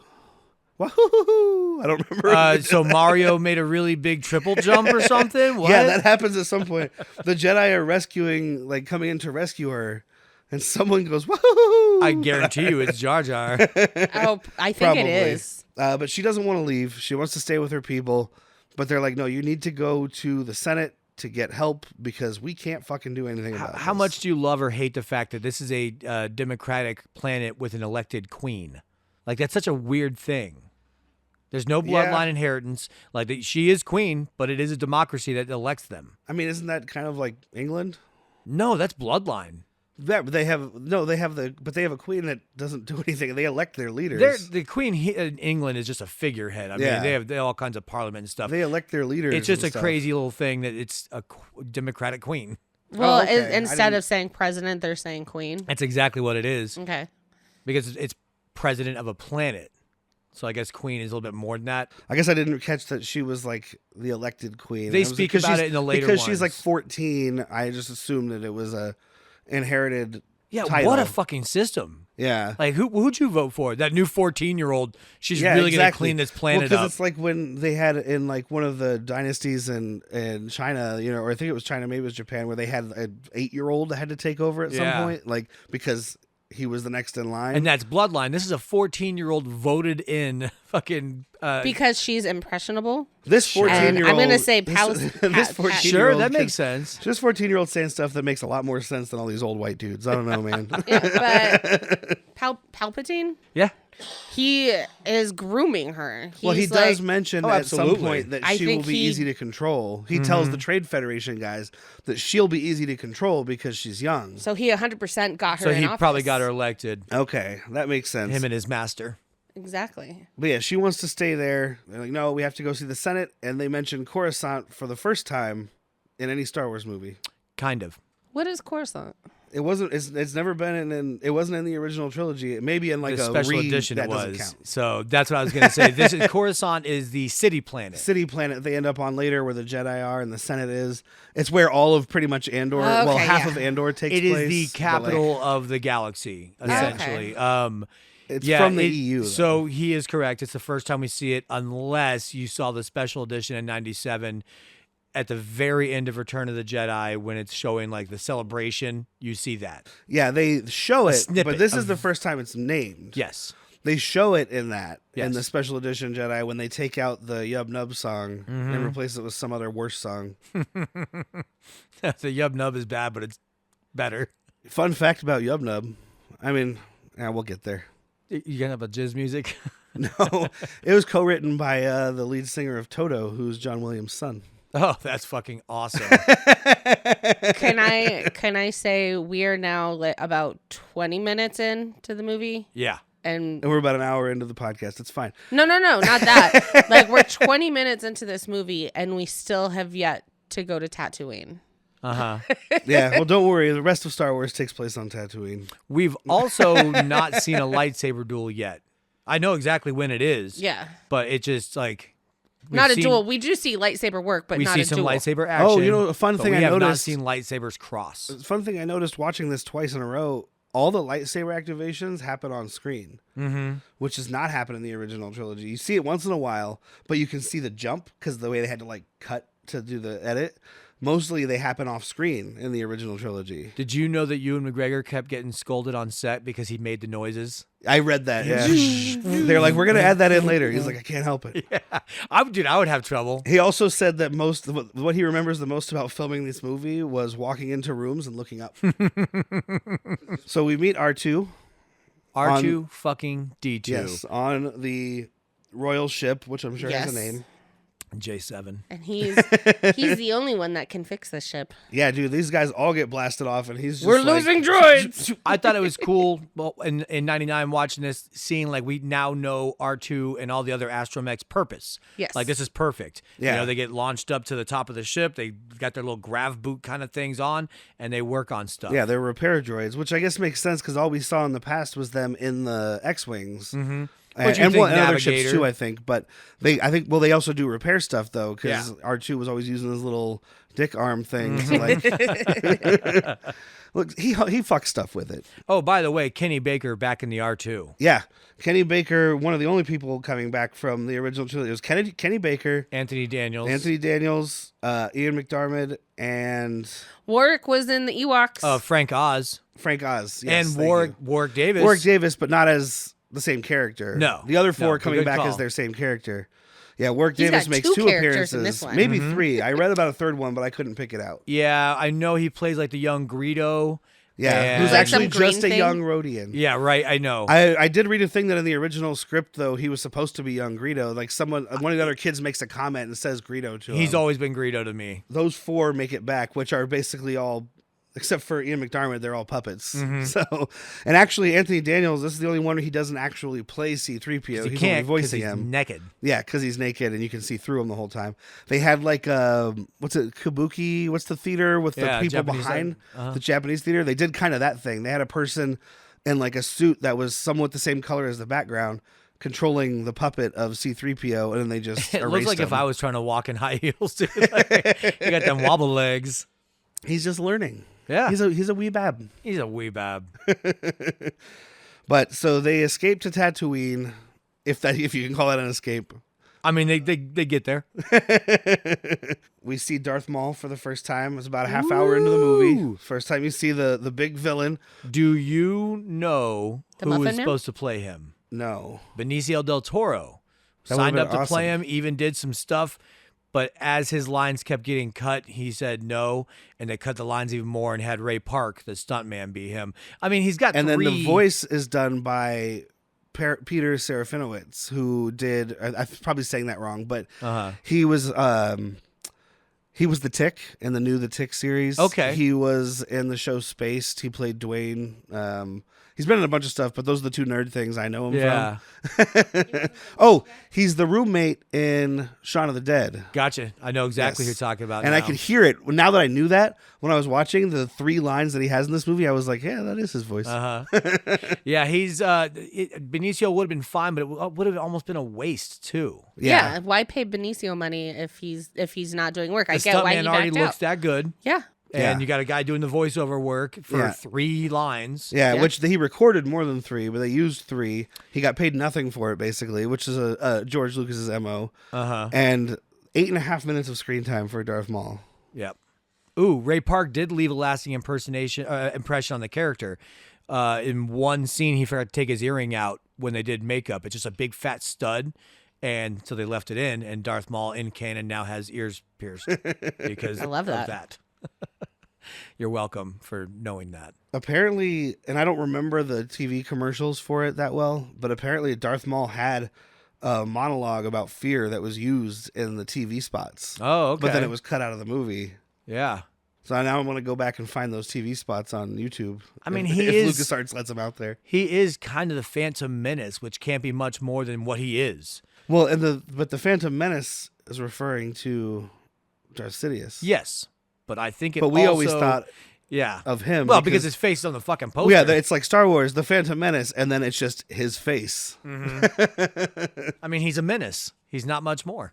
Yeah. By the way, as soon as you see Darth Maul for the first time on camera, I don't know about you, I loved it. I did love it. I'm also a huge fan of black and red. Yeah. I always liked it, but I did like later on watching it, I thought about it, and I was like, but before they started doing a lot of the newer stuff where you now see that race of people existing outside of the Darth Zabraks? Maul. Yeah, the horn people. They're I remember watching it Iridonian and being or like, Zabraks. is this literally just like a devil dude? Like Yeah. I'm like thinking about it later, I'm like, wait, is it a species the of devil people? dudes are the Deveronians. Yeah, I know, but like this he's red and he has horns. The black is all tattoos.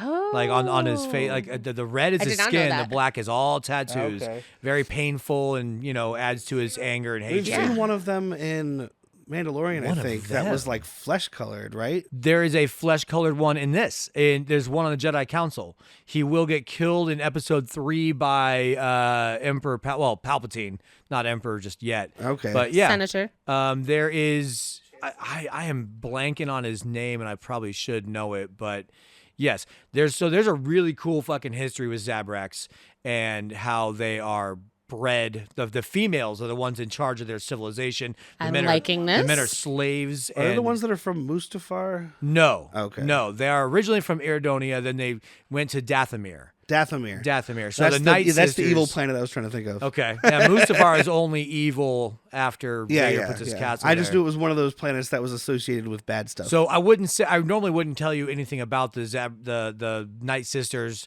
and how they raise their males and yada yada, but it's gonna come up. It's Okay. gonna come up in Ahsoka. There's Night Sisters. Yeah.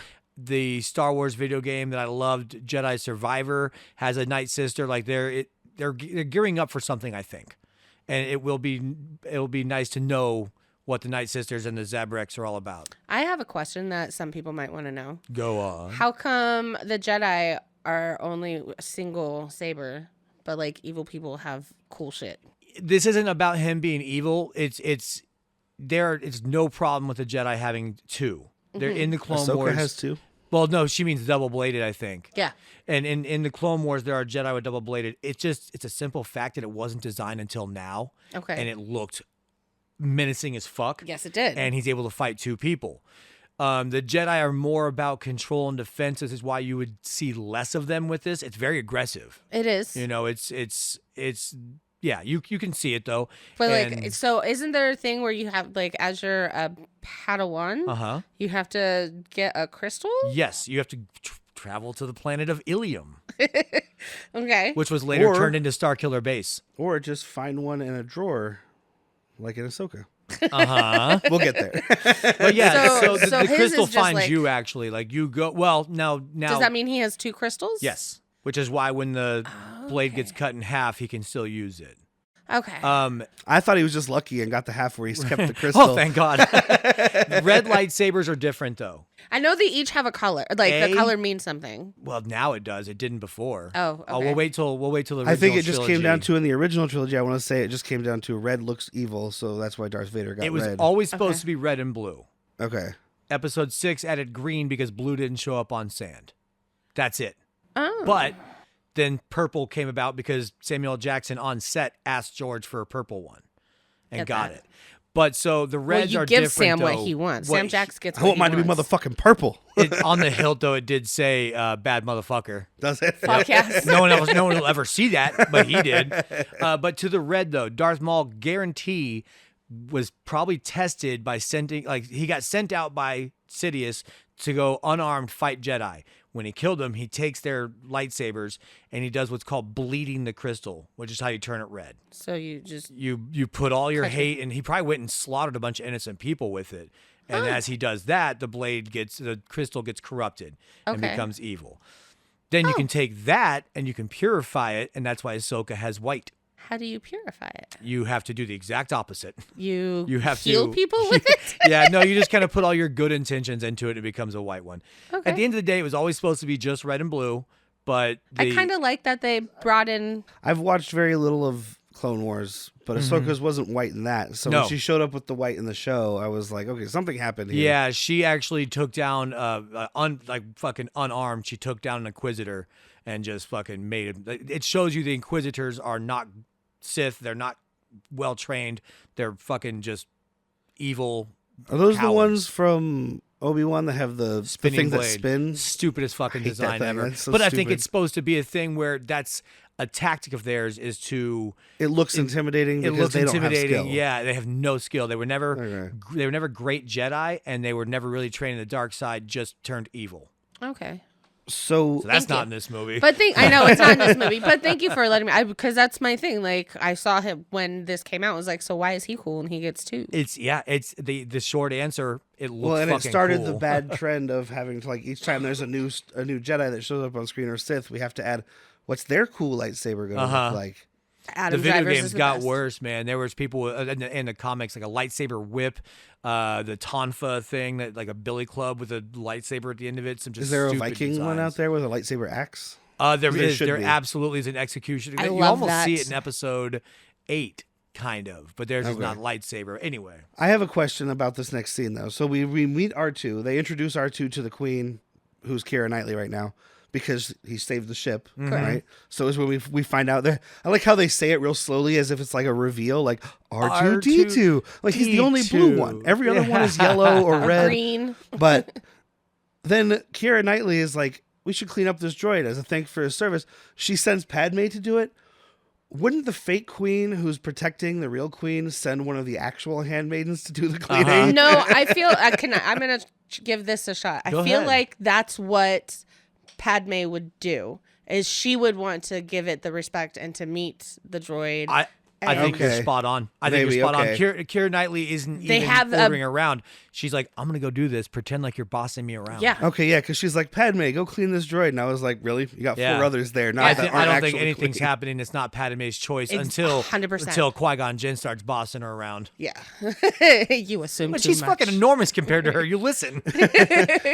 Yeah, he's, So I he's just- 8.5 feet tall. You do what he says. 3 feet taller than tall people. He actually was so tall. So a lot of this stuff was shot on like half sets where then everything was filled in with computer stuff. Yeah. He's so tall that he upped the budget by another $150,000 because they had to build all the half sets higher. Oh man. Liam Neeson is? Liam Neeson. Yeah. He's like 6'5", 6'4". I love him even more now. Yeah, because everything a big boy. was only built as high as the top of their heads, and then the rest was filled in digitally. So that scene where they're like going up the stairs and he says, listen, the queen trusts me with this. You do as I say. Yeah. And she says, but he is just like, There's a couple scenes you can see him like trying to fit in. Like he Yeah, he he's bends bending really over. into it because like I gotta get in fucking scene here.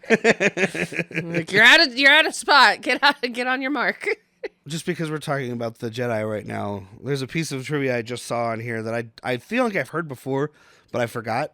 Did you know that Ewan McGregor is the nephew of Dennis Lawson, who played Wedge Antilles? Oh, I think I don't did know that anything you just before. said, Wedge except you and Antilles is one of the better pilots for the rebellion. Yeah, Wedge Okay. is like Luke Skywalker's buddy pilot. I mean, he's barely in it, but No, he is. I think well, you're he thinking talks of- to him a lot. Because he says he's the one I remember hearing say Wedge. Yeah, there's Wedge. There's also Darklighter. Porkins. Biggs, not Porkins. Porkins is the best one. Porkins is a big old fat pilot in a really small X-wing cockpit. And his name is Porkins. And his name is Porkins. Lucas we'll- hates fat people. Yeah, Got we'll it. get there. 77 hated fat people. I saw that in my trivia and I was like, oh yeah, he's so nepotism, you know. Yeah. I don't think Wedge Antilles has the power to get his nephew into Doubtful. So now we're going for our third racist stereotype. This kind of Watto. Watto. This kind of I don't know. Jewish, Italian. Yeah, the Is merchant. this the flying thing? Yeah, the little flying merchant guy. Toydarian. Do you know what it would have made his character better in my eyes? Tony Shalhoub. That, yes. A Jewish guy playing him. Yeah. Or who's the guy who he's the nihilist in Oh, Peter Stormare. Peter yes. Stormare. I would have Yeah. liked Peter him. Stormare could be a good Watto. He would have been a great Toydarian. That's how that's what I envisioned when I saw the face. I was like, "Oh, that should be this guy." And then So- I was like, "That's not that guy." This species makes an appearance in the Clone Wars, and they don't all talk like this. They did a much better job of this is just like a guy that happens to speak this way and be a shady dealer. The CG for him looks mostly fine, but his scruffy like beard looks so It looked bad. terrible on I the think screen. that's a curse of the 4K. Yeah. Okay. You could I tell it remember was it the looking It was like bad. it was like these fat, heavy lines of like stubble, and I'm like, that's not how stubble works, unless his beard is just a bunch of like tree trunks coming. Well, I was out gonna of say his maybe you don't know what Toydarians look like when That's they true. grow out beards. That's true. It just looked like a little kid had scribbled his face. Maybe he's pregnant and that's how he reproduces. Sprouts babies from I his guess you neck never beard. know, right? You never know. Aliens. I Star did Wars read a thing that apologists, I can make it all supposedly work. the reason he's always flying, and I guess they one aren't foot always. is shorter than he's, the other. He's handicapped. Yeah. Yeah. One of his feet is bigger than the other. I didn't- noticed he's got like a thingy on one foot. Yeah, Like, he's got a trick foot. Yeah. For sure. So he's just always got to fly. He's But got a strong foot. he's got. Not strong foot. And he has slaves because Star Wars loves slaves. Yep. Anakin and At his least he mom. used to. Yeah. They changed all that shit now. Well, I like, mean, they do address it here because Padme says, "Oh, you're a slave." Like thought it's been slavery was abolished in the Uh-huh. Republic, but Tatooine is not the Republic. Yeah. yeah. And it's going to be coming back. Yeah. I mean, It there's is- slaves all the way in Mandalorian, which is Mm-hmm. post original trilogy. So It's the first shot we see really of Anakin. He's like, I'm a person. You know, he's just tired of being this way. It's showing, it's doing a poor job at sowing the seeds of his hatred and his need to have an attachment. Yeah. Because right now he only has his mom. He's very attached to her, and he should be. But here comes this lady, just like slave. He's like, Are hey, I'm you a an fucking person. angel? Oh god, that's the second worst line in this movie, right behind Yippee. She makes a super happy face. apparently it worked into the comic books at some point because Yeah. the angels They- on Iomir or whatever Uh-huh. he says end up being a thing that Anakin and I think it's probably Ahsoka Mm-hmm. maybe end up getting into a tussle with. Yeah, you see him. I thought the whales were the angels of the The sky. Purgils, no. No, but those are also a thing. I love that part. Laser whales. These whales were dope. But yeah, are you an angel? And I just feel myself cringe. Well, So he's falling in love with her already. I Uh, mean, hey, you I'm know gonna- what? 9-year-olds fall in love with 16-year-olds, man. It happens. And I'm going to put this to you. This is not canon. Maybe there is a latent forceability happening right now. That's what I think. Of an accidental manipulation. Because she's instantly, of course, she's nice to him. She's a fucking nice person, you know. But there is this need, and it gets more with each movie. I'm wondering if she has Midichlorian. Well, when we get into the Everybody does in the new verse. But you have to have Everybody more than has 10? it. You have to work on it. It would be the same as well, he does say in the when he gets the exposition scene later, he says they're in all living beings. yes. But then Dave Filoni took it a step further, and like everybody can be a Jedi. It's the same. It's akin to like dancing. You Okay. might take lessons every day for the next year, and you could be a good dancer. Or you can or be there's amazing somebody just out by there yourself. that's like, oh, like this. like the guy on the corner of Pantano and Broadway. I know who you speak of. Yeah. Yeah. So it's kind of akin to that. Like everybody can dance. Are you a natural or are you a student? Okay. Zip actually broke that down to me because I was like, you are an amazing artist. And he's like, no, I practice a shit ton. Drawing's a better analogy than dancing. He's like, you have to put the work into Well, it's it. like they say, 10,000 hours to become an expert, right? And he's So I'm still phenomenal. masturbating. So yeah, we're at Watto's Shop. scrapyard shop. Anakin's inside talking to Padme. Qui-Gon and Watto are out walking around looking for a hyperdrive. Did you notice, like, my notes just say Republic credits are Bitcoin? Basically, yeah. 'Cause Yeah. he's like, we need something more tangible than that, man. We don't fucking take Yeah, he's like, I've got dietaries. 50,000 credits, and he's like, yeah, no one gives a You shit. got nothing. I need credits. Don't work on me. Only money. But in the background, and I looked it up to verify it because I saw it, and I was like, that can't be. In the background of the scrapyard, There's one of the EVA pods from 2001 Space Odyssey. Oh, really? The little pod with the big window in the front. It has the little arms that didn't come see out it. and do like Okay. the neat stuff. There's one of them laying in the background. It's like it's on its back. The window part is up and the little arms are on there. Definitely didn't catch it. And I had That's to cool Google shit. it. I Googled it, and as soon as I searched like Star Wars EVA pod, it came up, and there's a bunch of pictures highlighting it. And I I was mean, like, Earth is canon in Star Wars. Yeah, I saw that And- because ET's in there. Yeah, because of the ETs in the Senate. Like, okay, yeah. it has to be. I mean, all it means is that the ETs are canon. Maybe that story is a fantasy story from. It does mean that ET is a Jedi, though, Yeah, for sure. because we've seen that movie. Yeah, he heals. I know that's like a meme, but it's also true. You heard it here first. He makes the bicycle fly. Yeah, that's the Force. Oh, His midichlorians are off the chart. look at that. So maybe not a Jedi, but force sensitive. Okay. Could be evil. We don't know. He's pretty attached to Elliot. Elliot. But I do love when he tries. Sounds like a Sith to me. When Qui-Gon's trying, he's like, "You will take my credits. They are good enough." No, I will not take credit. It's like, yes, they were And fine. Watto's line is like, "Why are you waving your hand around like that? What do you think you are, some kind of Jedi?" Fucking suit. And on the Outer Rim, like, Jedi's not a big known thing. It's more folklore. Yeah. Just the way that they've had it work in the story. Right. You wouldn't just see somebody, which is why Obi-Wan can get away with it in the original trilogy, dressed like that. No one's like, huh, look at that Jedi. They wouldn't know. He They'd just be looks like that's a sand hermit. people? Like, yeah. Oh, we don't. Tusken Raiders. Tusken please. Raider, sorry. Sand people. Yeah, Damn. that's outdated. Did your wife just terminology. use the S word? I was actually surprised in this movie that they said Tusken Raider because I was like, well, it's only 1999. Did they go back and fix themselves yet? So when we walk into the slave quarters, I don't know if I caught this years ago, but I watched it for sure, like looking for it. There's a little Maz Kanata statue. What's a I don't know. Maz I don't know. Maz Kanata is the character in episode 7 with the big goggles. She's like, "Where's that Wookiee? I really like that Wookiee." Oh, okay. Yeah, I didn't catch that. I did. It's a little figure. I mean, I almost don't think it was done on purpose. When you watch Maz Kanata and then you go back and watch this, it's an uncanny. I'll see if I can find a picture for you. Okay. I did notice too in Watto's shop. There's a full, and I know protocol droids are a thing. At this point we've already seen another C-3PO lookalike, the silver one at Yes. the beginning.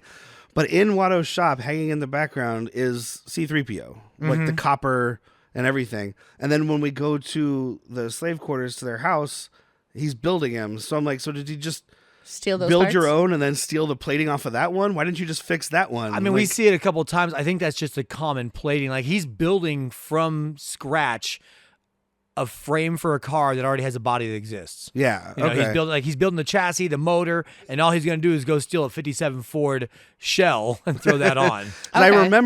I remember that he built 3PO because I remember thinking that was kind of stupid. Trying to show that there's a lot of them around. So 3PO is known R2 3PO's whole life then. Yes. Yeah. Because this is like the first time that he's even woken That's up. the first right? person he introduces I himself am to. C-3PO. Well, first person, first First. First droid. other being he introduced himself to. So do you want to know my theory? And I think there's evidence to back this up. I don't think I'm making it up. Why R2-D2 is so snippy and snarky? Huh. He's never had his memory wiped. Oh. There's C-3PO's had his memory wiped at the end of a couple different ones. Yeah. You know, so I think that's something that's been, I don't think I'm making it up, but they wipe their memories to like reboot them so they don't keep gaining personality and getting snarky. And that's why R2's like, fuck you, I'm going to do what I want. Bitch, I fucking saved him from a trash compactor. They say his memory was wiped, but it doesn't mean it was. I mean, he can't speak, so maybe they don't think about him as much, right? Yeah. Some people can understand him. Yeah, they're like, who would listen to those beeps and blips? Yeah, because that's the whole thing in New Hope, right? He's like, oh, because I have to go to our old master, and he's like, you don't have an old master. Like, I guess R2 does remember at that point. Yeah, I I don't think know. he remembers the whole thing. And then they just keep turning him off in the later movies. Like, oh shit, R2, shut up. Oh, he did that himself. That's an allegory for depression. Master Luke went, so he went dark. Like, yeah, that'll happen. He started listening to a lot of The Cure. He's smoking cloves. Oh God. Got really into my typo negative phase. So Jar Jar starts a fight with Sebulba, who we now meet, who is another. I feel like George Lucas just went overboard in trying to design aliens. For Disagree this on this design. This particularly nasty Doug Yeah. I like it. He walks on his long arms and he uses his little tiny legs, which are very articulated, and he's able to grab stuff. And Except for when he's getting into a ship, then he stands up on his feet and he's like puts his arms up in the air and he's he like, can do both. I guess he's like a This gorilla, is one right? I really hated last night. You hated it? I did not. You hated like it too? I'm not a fan I of the was just design. like, I don't ugh. hate it, but Sebulba just bothers me. Oh, I like it. And I like his voice, man. I was like, are we racist still? We do get. And it's not quite yet. It's right before the race. I'll talk about that. I wrote down Anakin's delivery of Huttese because it made me laugh. Oh, he does do it right here. He's talking to Sebulba, who's about Yeah. to beat up Jar Jar. But I didn't write down this one. So I don't Gotcha. remember. But it's a bad one. And it just sounds like a something- kid going, It is. There is it's exactly that. By the way, Sebulba, the table he's sitting at when they walk away after the conversation, there's a sad clown sitting with him.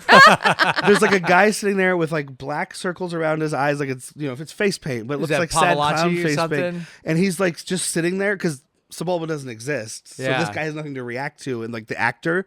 So he's just sitting at this table, just completely still, just staring off into nothingness. But you're paying attention to Sebulba, so you don't really notice. But it looks like just a sad clown sitting at this table. I'm actually nerding out on the character to the right. It's a no throwaway, no nothing character with dreadlocks and a yellow stripe across his nose and cheeks, and it ends up being Quinlan Voss, a character you would not know unless you read the comics or watched like one episode of Clone Wars or watch his book where he fell in love with Asajj Ventress. Not watched. Read. I'd watch a book. It's a character that Dave Filoni took from this little tiny 1 second scene and was like, I'm going to make that a character. And it's not the only time he's done it. I got another one coming up. Okay. Just you wait. Well, there's a lot So of do people. I need to watch this again so I can look at this scene? No. Or can I just go to the scene? No, you Yeah, could we can you go to could the scene. literally Google the scene, Okay, and it'll good. show you a picture. But there's a lot of times Quinlan that's been Voss. done, not just Dave Filoni, but like if you look in like the 90s, there was like the Star Wars Essential Guide to Characters. That's just written by like a couple of dudes who were going through like that guy. All right, Yeah. now what's that guy's story? Because George Lucas, when it came to the extended universe, you had to like submit stories to him to get permission or whatever.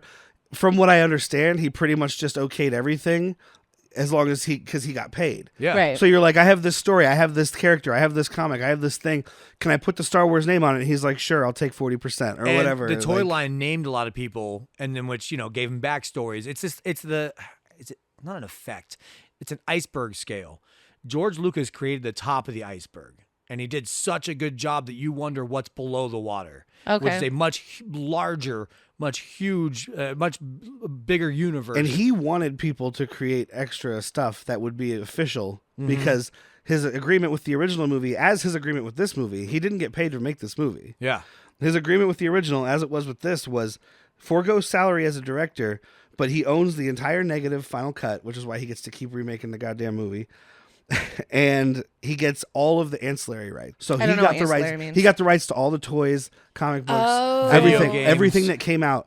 So that's part of the reason that Star Wars was the first heavily franchised or heavily merchandised thing. Because he wanted money. It got big, and George Lucas was like, "I'm about to get paid." Yeah. He So some toy companies like, I don't know, can we call that guy such and such? Kenner. Weef Bellington. Yeah. And he's like, yeah, whatever. Call him that. Put Well, the toy that's out. why I'll you take have my a cut. character whose name in the original trilogy is Snaggletooth because somebody looked at the toy and was like, Snaggletooth. There's Ponda Baba, and then one of my favorites, Dr. Cornelius, which is the pig face guy. Yeah. Like, I don't like you. Or, I don't friend like you, doesn't like either. you either, Like, yeah. that's Dr. Cornelius because somebody wrote that. I Not love because that. has a George whole- Lucas named And him. he has a whole backstory too. He's not like Uh-huh. a mad scientist. It's something else. It's wanted a whole bunch of systems for the death sentence. I love it. I just want it on 12 systems It's- or whatever it is. Yeah, I think it's 12. Is it 12? I don't know. It's a lot of systems he's wanted on. But yeah, that's the iceberg thing where George Lucas shows you what's above the water and we wonder what's under. Okay. And it's something he's always been good at, is creating the top of the iceberg, which is why people flock to go make their fan stuff and hopefully get published. So we're at the pod race My now, note right? here, almost. My note. This is where. So The first one, we're gonna trying go to go long. back. They're trying to go back to the ship, and the sandstorm is coming, right? Uh-huh. And my note here is that Anakin pulls a baby. It's cold outside. Yes, he does. Because he's like, oh no, you guys won't make it back to your ship in time. Sandstorms are bad. Come stay with me. Come in my house. This old lady who, I know it's not, but I thought of the pigeon lady from Home Alone 2. She's out there with her little cart. She's going to get blown away if it's that bad. right? She's gone. Just like, better make it don't home, know. Manny. I love the set. Like, this is why I can always watch this movie. It's a Star Wars movie. It's this Adobe type building with new age doors and computer buttons. I love And it's that like an shit. apartment building. Yeah. It's like an Adobe apartment I building. mean, I know slavery's bad and everything, but this is some of the better looking slave quarters we've seen. Yes, Yeah. it is. And they have fresh fruit in the table. Like, I don't see anybody get whipped. You It's get a still, tongue grab. It's still slavery if you go for it. Like, it's still Oh, slavery. when we were watching that, when Jar Jar kept trying to eat off of fucking Qui-Gon's plate and he grabbed his tongue, I was like, look, it's Jack. I wouldn't have waited for the second one, man. I would have got you right Also, away. you're not even like, I don't want you grabbing food off my plate. I get that. Don't grab your food off my plate with my tongue. Worst case with scenario. your tongue. This Sorry. is the worst case scenario for Yeah, me. you just lick food off my You plate. didn't ask for my food. You reached in with your tongue. and it's not. Anyone It's that not knows his me- plate. It's the fruit bowl It's the communal. that's Oh, is sitting it? over Okay. here. Like, Anyone that knows me knows I'm going to stand up and throw all the food in the trash and throw a huge fit about it. yeah, I've seen it happen, guys. Don't touch my food. Qui-Gon, right before he grabs Jar Jar's tongue, he mentions, because they're talking about pod racing, and Anakin's like, I'm the only human who can do it. And he's like, oh, you must have Jedi reflexes. And then also grabs, showing that he's a Jedi. And that's when Anakin's like, you're a Jedi, right? I saw your laser sword. Yeah. Which throwback to what was initially, kind of toyed with being called Was it? laser Okay. sword. Yeah. Yeah, and he's like, maybe I stole it from a Jedi. No, I don't think so. Nobody can kill a Jedi. If only that were true. Turns out you're about to kill them all. Yeah, I was gonna say. Well, Actually, first, I guess he's mostly killing babies. They're not Jedis yet. well, but he did go hunting Jedi. We don't Yeah. see that. I always wanted that show, but it's hard to have your main star be Darth Vader, who's a very evil guy at this point. But we never really got to see Vader hunting down, and that would be cool as shit. I saw a meme that was like, and I guess it might be based on something he said, but it's like, it was a picture of later Anakin saying like, well, I want my character to get a spinoff show. And someone was like, the whole series is your spinoff show. Yeah. But I'm thinking that, I'm like, yeah, you know what?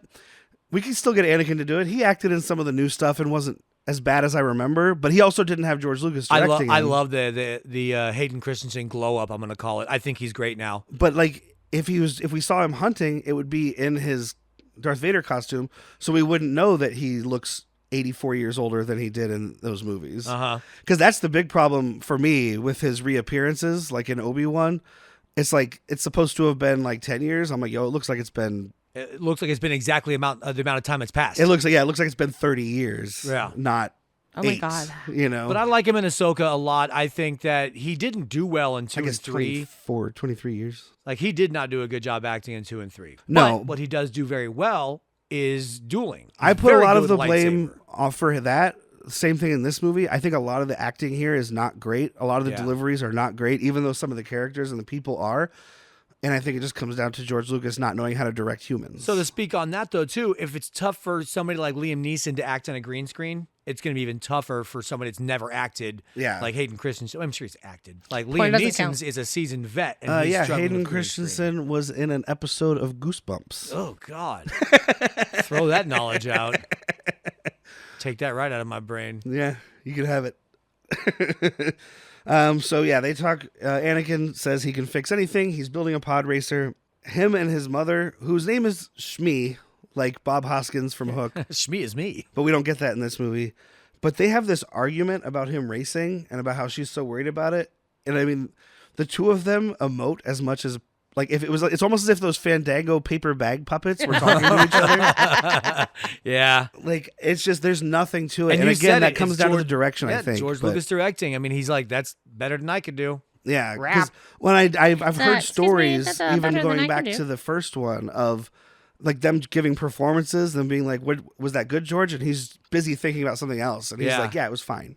Like, he doesn't care about the deliveries, so He shouldn't direct. I mean, that's it. He should stick to, well, he's doing nothing but counting his money now. yeah.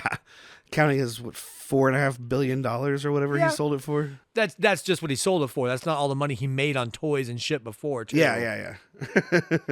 Damn. So they make a bet. They decide to let Anakin race, and Qui-Gon Jinn makes a bet with Watto. If we win, I'll get my parts. You can have the money. I Yeah. get the parts for my ship. If we lose, you can have the ship. That's It's the win- first bet. It's win-win for Watto. Yeah. Yeah. because he says there's something about this boy. He won the lottery. Then we get the virgin birth horse shit because he's like, who was his father? There was no father. I'm like, listen, lady, you fucked someone. Yeah. Yeah, we know. She's a Swedish actress and she's trying to hide it, but she's not hiding it. Why even hide it? You're on Tatooine. Yeah, It doesn't who matter what your cares? fucking accent It's an sounds international like. planet. Yeah. But she's trying to, she has this really, really weird, like, she's not, doesn't sound super Swedish, but it sounds like, I don't know, kind of sounds like Liam Neeson trying to do American when he does that. Like, it's just like, there Or the was no cowboy from father. the Western. Like, very flat, like, whenever Europeans are trying to do an American thing and they're not great at it, it's that very weird, flat, like, there was Country no father. cowboy. I don't know who it was. Yeah, you know it's not right. You just don't know why. So this is the scene we talked about where it's kind of funny to think about now with Luke and Leia being so strong in the Force. Your grandfather is the Force. Yeah. Yeah. Like, I know who my dad is. Well, who's your grandpa? The Force. The living fucking Force. Who's your fucking grandpa? Yeah, Porkins? my maternal Yes. maternal last name is the Force. Sorry, LaForce. La Force. It's French. Oh man, I just thought of that. So in Mallrats, Uh-huh. the security guard played by Sven-Ole Fennel Thorsen Thorson. is LaForce, and Kevin Smith is a big Star Wars nerd. Do you think he was doing the Force? Yeah, the La Force is with you. So they're trying to fix the pod racer, and it's Jar Jar doing some, like, it's supposed to be funny stuff. Yeah. But the thing that did make me laugh about it was 3PO telling R2, I find that Jar Jar character a bit odd. And R2 says something, and every time I hear it, I just hear, yeah, dude, fuck that guy. Yeah, fuck that Gungan. So this is just a stupid little fan theory thing, but you see the young girl that's with Kitster and Greedo and Annie. There's a good chance that is a young Palimoto who is the mechanic in Mandalorian and Boba Fett, played by Amy Sedaris. Yes, that's right. Yeah. I always say Yeah. Strangers with Candy because I can never remember her name. So but- she's on Tatooine and she says, I'm a homegirl. I've never left this planet, and she's Okay. really good at wrenching on stuff. Yeah. That I She's think. Darth Vader's best fucking friend. No, just Anakin's best friend. Same. Not really. Not really at all. George Lucas wrote them as separate characters. Yeah, Like he had to. because they were. And initially they actually were. I mean, yeah, Darth Vader killed your father. Yeah. It Like, wasn't when a he's- metaphor. It When was... he says that and he's like, well, from a certain point of view, like, no, it's George Lucas wrote it as Darth Vader was just a mostly machine kind of bad guy that killed Anakin Skywalker, the person, like a different whole separate Oh, like separate entity. Yeah, not... separate bodies and everything. Okay. But, he salvaged it pretty fucking well. Yeah. And came up with one of the best reveals in cinema. yeah. Part of the reason that becomes my number one movie every time. Yeah. So, Yeah. oh, and yeah, we'll get there. So Qui-Gon, Owen Lars? I was about to go off on a whole thing about people getting their hands chopped off. This but one. Yeah. That's a Stay on different this movie. one. Yeah, we got to save it. No one gets their hand chopped off in this movie, I don't think. No. No. Well, it depends. Darth Maul gets both his hands chopped off connected to his legs. I mean, his entire top half is I chopped did. off. It would look like one piece still when he was falling No, down. he falls and he splits into two. Yeah, you see it. Does he? Oh, Oh. yeah. Which there's a whole thing about that when we get there. It Yeah, makes that's it where really my funny to question me, is but- at. The fucking doors. The ratio. So Qui-Gon steals some of Anakin's blood like a weirdo without asking. And here's our exposition scene. Yeah. And then, like, what are midi-chlorians? Like, literally, it's like he sits down and he goes, what is exposition, Qui-Gon? Say, hey, tell the audience what they need to know right now. So midichlorians are dumb as shit. Everyone can agree on that. Yes. The reason they were added in is simply for what we're about to get when he sends the sample and he's like, Off the oh, chart. he's got this many as opposed to Yoda has this. It's just to show Anakin has big dick force energy. Yeah, Yes. it's an easy way to measure it. It's an easy way to I don't just have a feeling that this kid is force sensitive and could be a Jedi. I have literal physical numbers. So prove it. it's also, am I to understand that it's actually like another being? Like Yeah. you have 20,000 beings inside of you. Yeah. So you need to listen to them. It's like Dragon Ball Z when they're like fighting and the ones are always like, he's over 9,000. But to It's Whitney's the same point, though, thing. it is like, I think it's a tiny like amoeba type thing. Well, he says very they're close like- to bacteria. Okay. Good bacteria in your body, like your gut health kind of you bacteria. got great gut health. This guy has they're he can probiotic. eat wings covered in chili sauce. He could drink tomato juice. This guy has no you fucking jealous? problem. You jealous? Jealous? So, like all Star Wars fans, I hated the midichlorian. But at the end of the day, I didn't write this fucking story. The guy that wrote it entered this into his canon. Okay. And you can't go back from it. Deal with Yeah. it. Is what I'm getting. Yeah. At. Deal with it. It sucks. It's dumb, but it's there. Deal with it. Okay. Yeah. I can complain about it all You I get want. what you get, and you don't throw a fit. Absolutely. mean, it's the well, same if you're a thing- Star Wars fan, you throw a fit. Oh, they definitely throw a fit. It's the same thing I was saying when the new ones were coming out. I think there was a joke when after number 8 came out. There was a joke of someone had released like a poster, and it was like Star Wars Episode 9, choose your own adventure. And at the bottom, it was like guaranteed, no ruined childhoods, like all this stuff. Like, because Yeah. people got way too upset about it. Like, I thought this was stupid, and I disliked these movies for a very long time. But I never was like, well, I hate Star Wars now. It took me a while, but I had to adapt to it. Where it's like it's not my Star Wars. You're right. It's not like it's George Lucas's Star Wars, and you can get on board, which is what you have to do. You know, if you wanted it to be your Star Wars, you should have written books back when he was okaying everybody. Yep.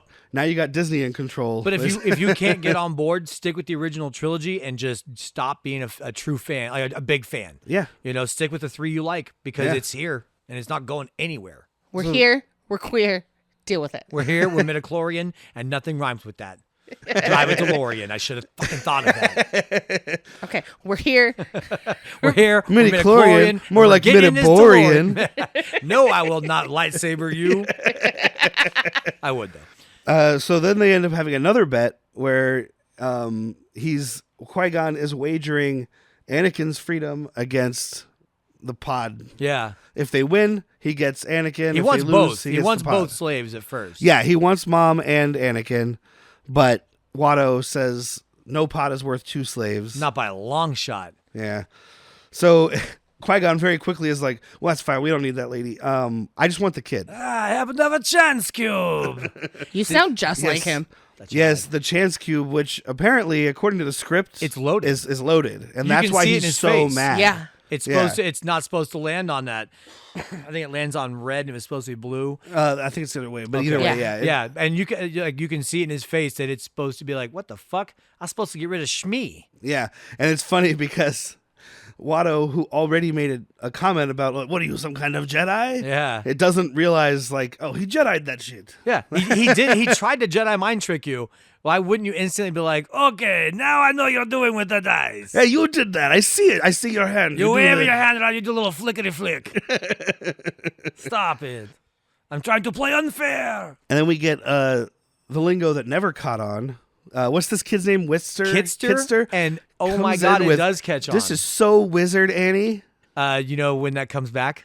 I know that Ahsoka says Wizard in the Mando cartoon. says it when he takes the M1 starfighter that Oh, Pally built for him. that's right. He takes it through Beggar's Canyon where this pod racer is. Like it all ties in. He goes through Beggar's Canyon and she goes, "How is it?" And he goes, "Wizard." Yeah. Dope. We're bringing But it back. I guess his delivery makes it cooler because Pedro Yeah. Pascal makes everything cool. Yes, he does. If this little shit kid called Kitster says Wizard, I'm like, shut the fuck up. You're right though. It didn't catch on. Like George wanted us to be saying this. Like, Yeah, he wanted that. He was trying to make fetch happen, Uh-huh. and it wasn't going to happen. Not playing it. And I made a Mean Girls joke for you. You can't gloss over on Mean Girls. But then he also reveals that Anakin reveals he's never finished a race. Yep. Watching this race, I'm like, most people who don't finish these races die. So you're Yeah. very lucky because I'm pretty sure this race Only starts one with like person ever 8 finishes. racers, and I think 3 of them are alive. Yeah, there's a lot of explosions. Unless your alien race is like fire resistant, like a Deveronian, then you're probably dead. Yeah, because I mean, like when Sebulba gets taken out, his thing lands perfectly. But most of these guys are crashing into walls and shit. Like, Voodoo. But so we get the racer intros. Oh, I meant to play for you guys before we watched it, but it's fine. It's not a shot-for-shot remake of Ben-Hur. We had mentioned that on another episode of our other show, Bad Movies, Worst People. Go check that out. But it has a lot of similarities. Like when the one pod gets taken out and like the engine's tumbling around and the guy goes flying and like you see the engine like hit the ground and spin. Yeah. That exact shot happens when the thing is taken out and then the wheel comes off the cart and it spins. Gotcha. With the end of the pod race when they're like hooked together and like That's trying to- Chariot's. that's the one where the chariot has the spikes and he takes all those spokes out of the other person's wheel and takes out the chariot. Mm-hmm. But it's not like shot for shot. But this whole No. thing with like the flags coming out and the big shot of all the racers and everything, this is exactly like the beginning. Did Chariots of Fire have a? Is that what you said? Chariots of It Fire? was Ben-Hur. Was what I was looking at. Did Ben-Hur have a 2-headed announcer played by Greg Proops? No, it did not have That a was two-headed Greg announcer. Proops? He also Yeah. didn't know he was going to Am be I saying it CG'd. wrong? That was Proops. Proops. I thought it was- I think it's Proops Propes. because it's got two O's like poops. Yeah, that's exactly where my brain went. Always goes Well, to when he Proops. was on Whose the Line Is It Anyway? yeah, it was Propes. Okay. Oh, okay. Greg Probst, we'll call him that because. But I read a thing that apparently he had like makeup on. Him and this other guy had like makeup on, and they were doing everything in English. And then he saw the movie, and he's like, "That's when I found out they replaced me with a CG character, and also the other guy redid every line in Huttese." It's kind of annoying. It's fine. It's not as bad as Jar Jar. I just don't really need it. Yeah, it's also not as bad as, speaking of Jar Jar, the farting anteater camel for no reason. Eope. What? That animal is an Eope. Oh, okay. Ewan McGregor You know what I'm rides talking about? Nope. 'Cause you even pointed out because the subtitle says flatulence. Oh, It's that, That it's weird, a, like, it's a anteater camel. Yeah, like a. okay. It like farts in Jar Jar's face, and he's like, "Oh, sticky." I mean, if you got the opportunity to fart in that dude's face, you fucking take Well, it. yeah, but like like most of Jar Jar's scenes, it has nothing to do with the movie. It's just It like really doesn't. it's a fart joke for kids. In a movie that is a fart joke. But Sebulba comes up and sabotages Anakin's pod because even though he's the best, he thinks he's gonna lose to this kid, I guess. I mean, he's the best because he's cheating all the time. All And the time. He's just dirty as fuck. But I did write down Anakin's Huttese delivery because what does he say? He says like something slime ball, Yes, But it's- Slimo. but it's a Slimo. Descroony Dopat Slimo.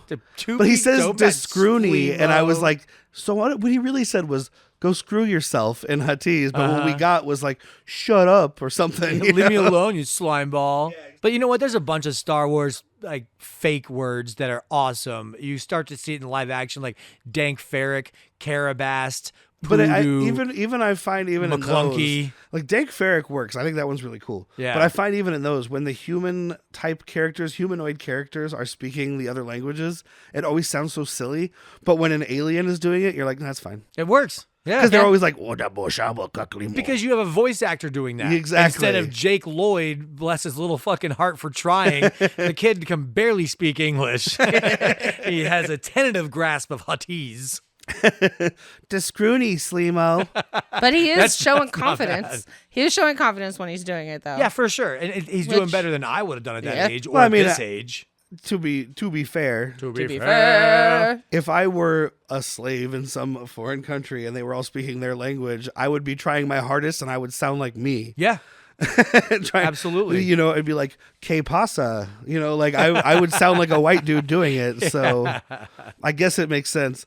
And then we finally hear, "May the Force be with you" for the Always. first time. The recovering Catholic in me wants to say, and also with you. Every fucking time. May It's the not Force be with exclusive you. to me. And it's also with everybody. you. Yeah. Amber just whispered in my ear, "Voodoo and Womp Rat."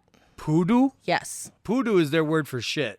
Okay. Or Bantha fodder, as the Yeah. subtitles say. But it's Bantha definitely shit. Poodoo is like horse shit, cow shit. And what's Womp Rat? Womp rat is Womp what rats they... are what you bullseye with in your T16 Yep. back in Beggar's Canyon back home.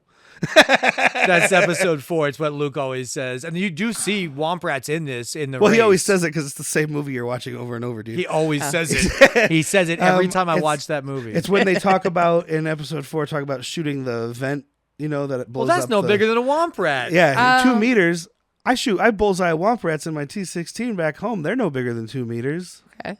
Says 2 Luke. meters is actually I think he pretty says big. it to Wedge Antilles, doesn't he? Uh-huh. So Anyway. as they're going through this, another character that I think it's a throwaway shot of this Lady Duhut. Lady Duhut. Sorry. We have Jabba Duhut. Oh, and then that's Lady right. Duhut comes By the way, out with Jabba him. looks like shit. Yep. Yeah. You had a puppet. Yeah. What happened? Use it. What happened to it? Fucking use it. So Dude, what the I'm shitty CG one from the re-releases looked better than this one. yeah. This is I don't know why it looks so bad to me, but in my notes it just says Jabba looks like shit.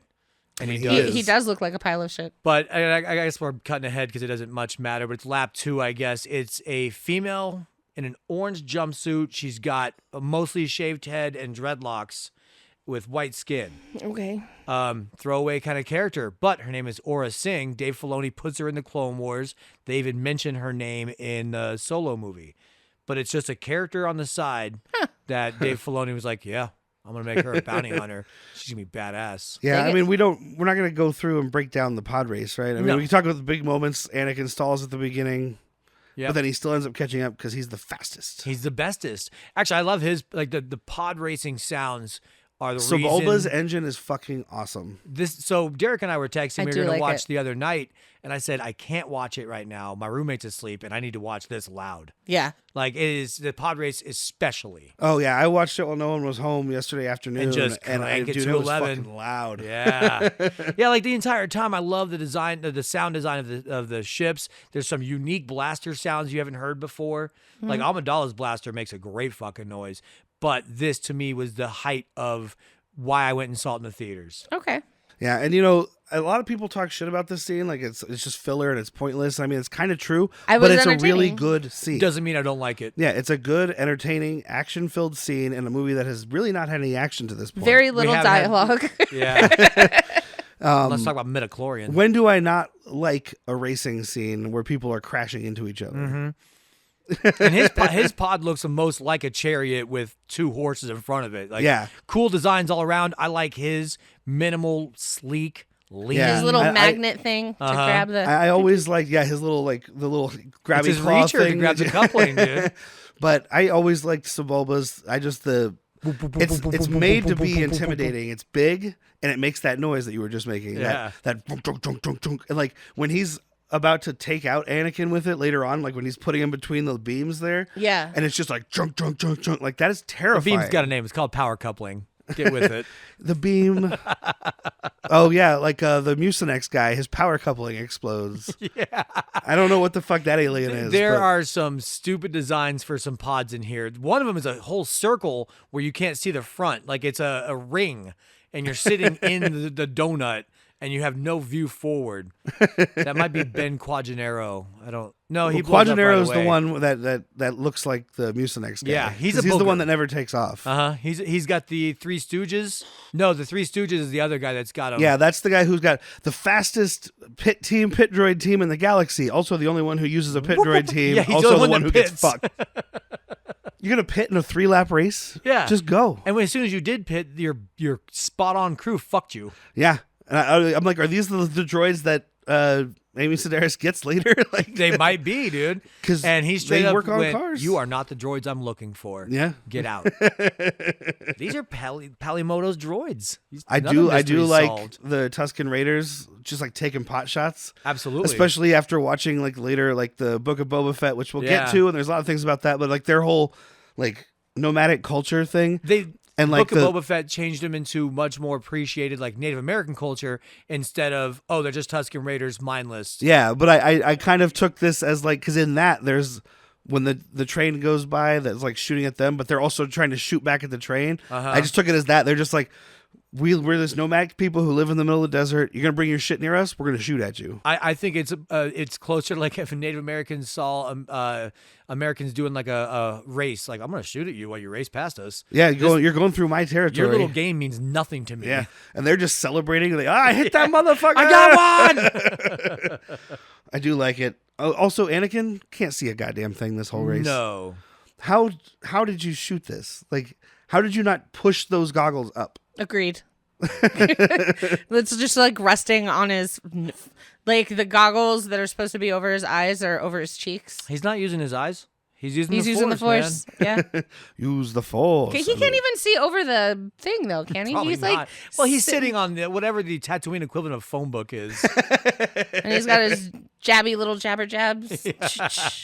He's trying. The little actor is trying to pantomime racing, man. Yes. Just show You him know, less. I did appreciate, and I guess I didn't really notice in the past, or I didn't pay that close of attention, but I do appreciate the segment where like he loses the engine, it comes loose, and he grabs the thing and has to reconnect it, and then like he loses power, and it's like showing him like pull the little thing off and move He it to the other siphons side, power from one and engine he's to like another. flipping the different switches and trying to restart it, and I was like, someone who put this segment together thought about how this cockpit works. 1000%, and I was there for it. Yeah, Yeah. he's not randomly. He's not just poking and pulling. He's like it's got purpose. Yeah, Yeah. like you can see he's moving the power and he's trying to restart this, and he's, I thought it was cool.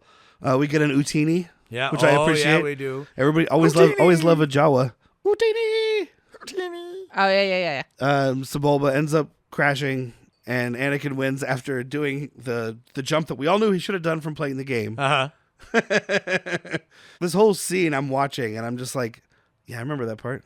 Mm-hmm. Yeah, I remember that part. Like where they're going, and then like there's just like a sheer drop. Like where he boosts over that other guy. Yeah. Like, that's what you do. There's the drop. The other racer drops down. You hit boost. How else is he supposed to make it? You can't beat that level without that. They need to put that shit on the Wii. Yeah, 'Cause that was amazing. a 64 game, right? Mm-hmm. Just 64. Yeah. And then the race is over, and Jabba the Hutt is sleeping because fat guys be sleeping. He don't give a shit. It's Bunta Eve. It's Bunta Eve, damn it. What's Whatever Bunta Eve? I don't know. The day before Bunta, which is I know it sounds sarcastic, but Bunta is the celebration of the Hutts pushing away like a bunch of different like conquerors types, like emperors or rebellion or republics. So like okay. our 4th of Independence July? Day kind of Okay. thing. Yeah, except celebrating Except for you're one, celebrating gangsters. it would be also if you were celebrating a very specific person instead like, hey, it's George Washington Day instead of American Revolution Day. So it's kind of like Valentine's Day, where we're actually recognizing a St. Valentine's Day massacre. No, where Lucky one gang Luciano. took over the other gangs. Yeah.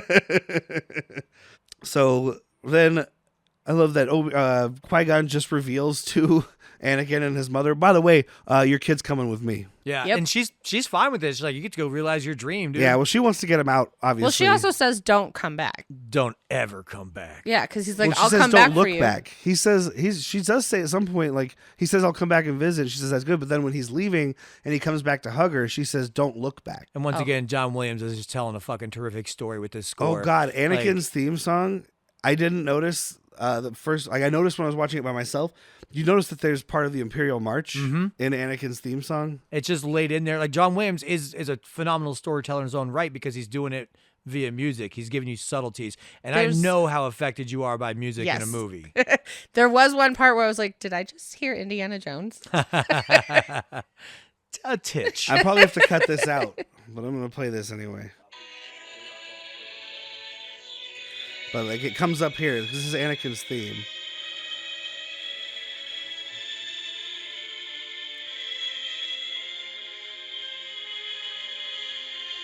Right there, that whole... And it's not all the way. It's just because he's There it just goes. starting. Yeah, and I'd never noticed that until I was watching it yesterday, and I was I had like, to think of it. It's hard for me to hear one thing when I'm hearing another, but dun dun dun dun. yeah, it's just the end part of the thing. It's not the whole thing. So yeah. I do love Anakin just basically blowing off 3PO because he did build 3PO for his mom, so he's not Yes. taking it with him. Oh, but okay. he's like, hey, you've been a great pal. I'll make sure mom doesn't sell you. Peace out. Later. Sell me. What? Like creation. Like, Yeah. I'll make sure mom doesn't sell you. Excuse the fuck. What the fuck you just say? And I think they're right to be nervous about him having attachment. I mean, like his mom's the only one that saw him as human for a long fucking time, and now you have to leave her. Yeah. You know, and she's right to be like, don't look back. Like, go look forward, live your life. This part of your life is done. Yeah. And this is why he hates sand. This is part of it. Yeah. It gets everywhere. It's in everything. Tell me about it. It's I have rough, more open is that what he orifices than says? you do. And there's like a weird cut, like they're walking away, and then it just cuts to. I mean, we see Darth Maul for a second that he's going to be chasing them. Yeah, but then he's- it just cuts to Qui-Gon and Anakin running, and Anakin being like, "Mr. Qui-Gon, sir, could you slow the fuck down?" I'm getting tired. Like, but it's like they've been running this whole time. Like, but it's a weird jump cut. Yeah, there's no showing like Qui-Gon like something's following us, something Yeah. moves upon us, we have to go. It is just them, and it looks like Qui-Gon looks back and it's like, oh shit, there's like a demon biker headed right at you, dude. Down. And we get a really short Darth Maul versus Qui-Gon Jinn kind of battle. It is an hour and what? Like an hour and 17 minutes into the movie, something like that. Yeah, 1 hour and 17 minutes in since we've seen a lightsaber duel. I like that you wrote down the time for that. I wrote down the time that the Wilhelm scream makes an appearance. Oh, 47 minutes to go. Or is it hour 47? I have that It's written hour down 47. as well. Hour 47. So about 30 minutes to go. Because I was like, man, I think there's a Wilhelm scream in this movie. There's a Wilhelm Oh, there it scream is. in every Star Wars movie until The Last Jedi. Why not?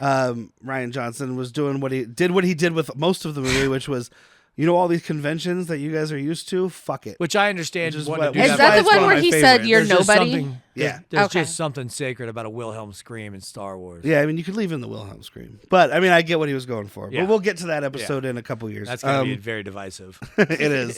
There's going to be a heated battle. Yeah. It'll have to be a video episode so There people can will see be the a chairs fly. firefight! Oh, here comes Jack with the steel chair. Plasteel.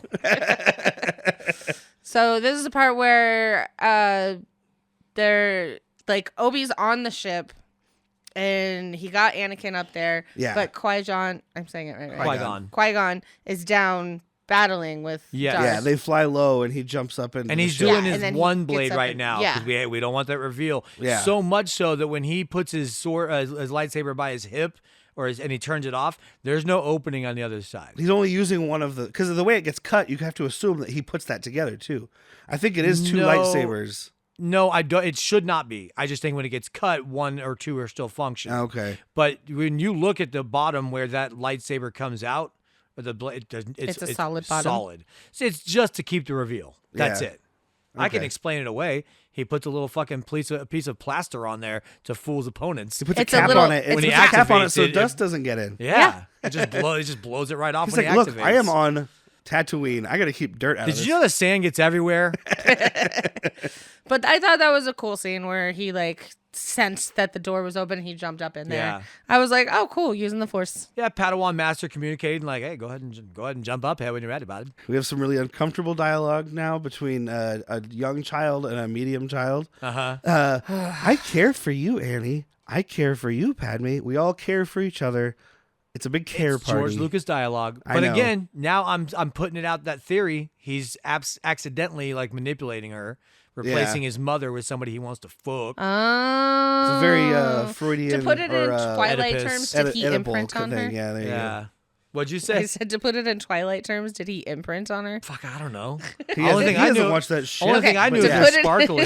kind of imprinted on her, I guess. Because the way they explain it in that, like, it's just a protector. It's a person in your life that you're going to be with. But when they yeah, come no. of age, Towards the then end of you that, are Taylor Lautner wants to fuck madly a in love. baby. Oh, No. start your own podcast. That's it. And that's guess what? it. You're going to be on it. It's just her in a room by herself screaming, Taylor Lautner doesn't want to fuck a baby. Listen. So then we see Coruscant for the first time, and it looks, or unless you count, Yeah, no. it looks terrible. But it's good as it could, I guess. But when they're in the background, like you have the cityscape in the background, and you have the cars flying in like the grid. I was like, at this point in time, I've played a video game that had a better looking this. Yeah. Even fucking like Knights of the Old Republic. Yeah, like it looks really flat and weird. It looks better when they're inside the Jedi Council. Yes. And it's through the window.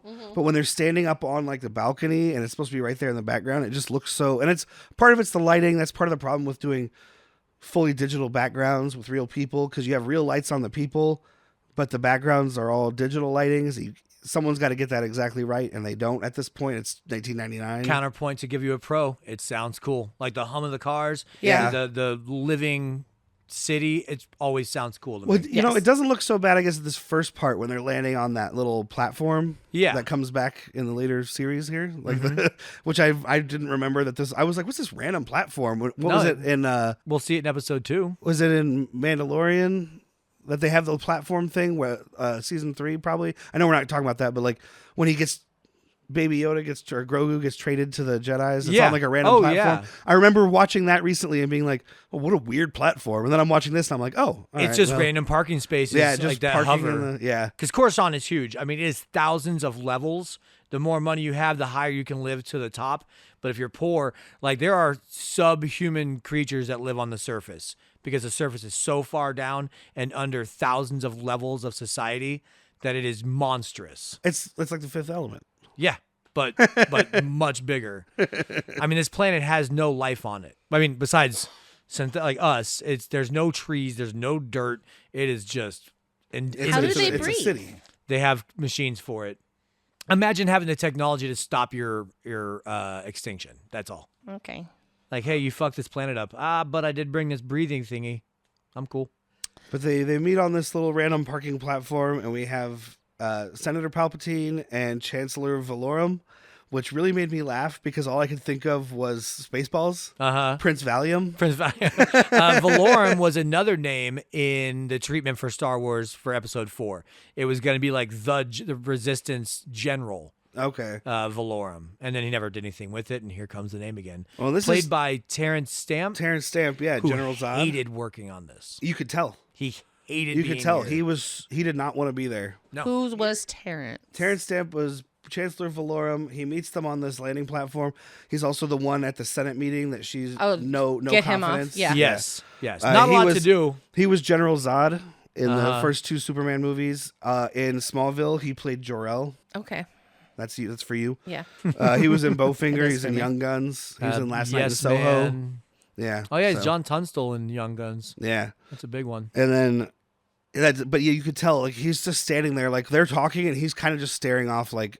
And I get it because I want to start staring off at this point in the movie. Like it's all this political exposition that I couldn't give a shit about. It's posturing in the Senate. We do get the ET shot. Yeah. But I want to move it along because But it's this is the part where the queen understands, right? And she's like, she's getting played by Sheev because he's whispering Yeah. in her ear. He's like, you got it. Like the bureaucrats will never allow this, yada, yada. And she's like, cool. No confidence. Yep. Yeah, and at first, and he you can tells tell her she that. didn't want to do that. Yeah, because he tells her that at first, and she's like, "No, he's always been a supporter of us. I'm not going to do that." But then when she sees the Senate in action and how basically this leader isn't the leader, that guy with the horns next to him is really the one telling him what to do. Yeah.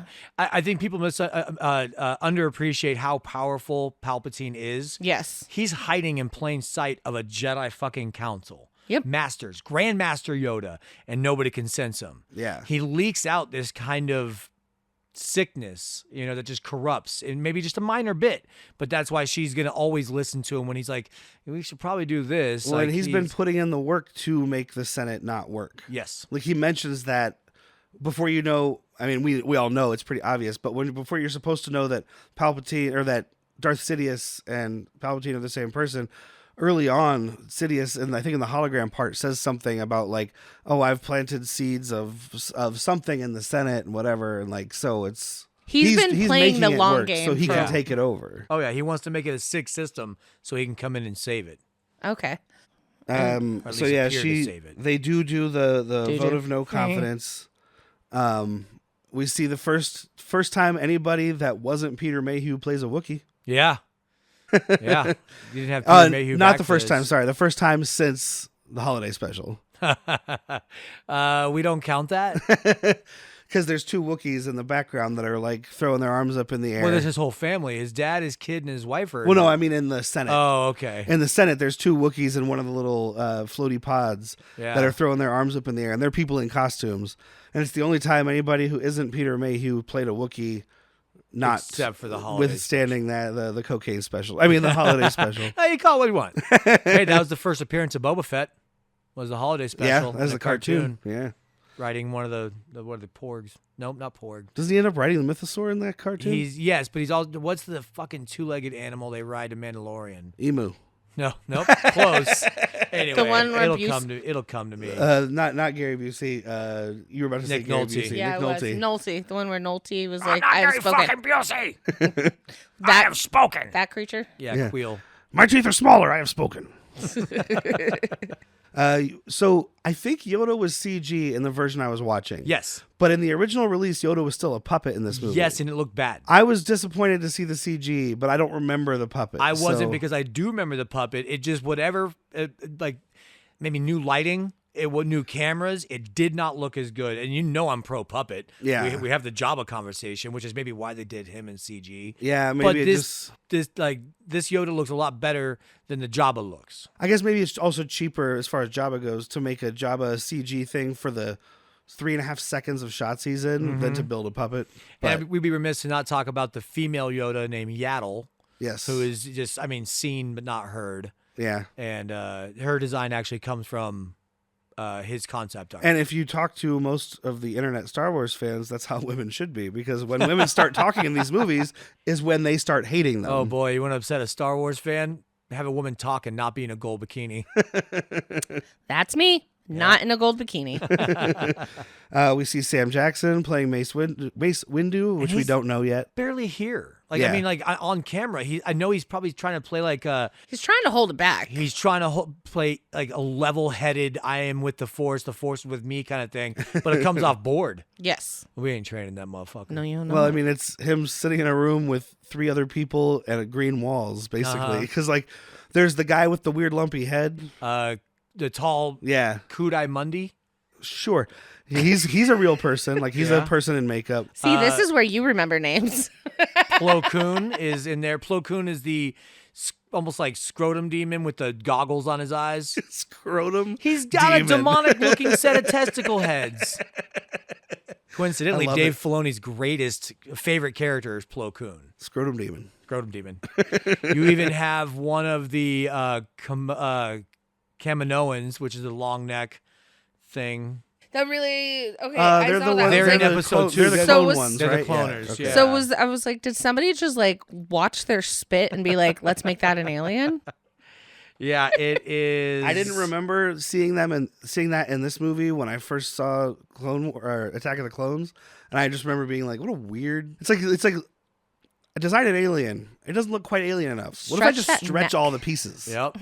Kina Hai or Kina Ha is that alien's name. Mecca like a high, mega And you high. do get the light skinned Zabrak in this one as well. Eth Koth. Okay. How do you know all the names? I don't know all of them. But how did they have? I don't remember. I collected getting... a lot of the toys.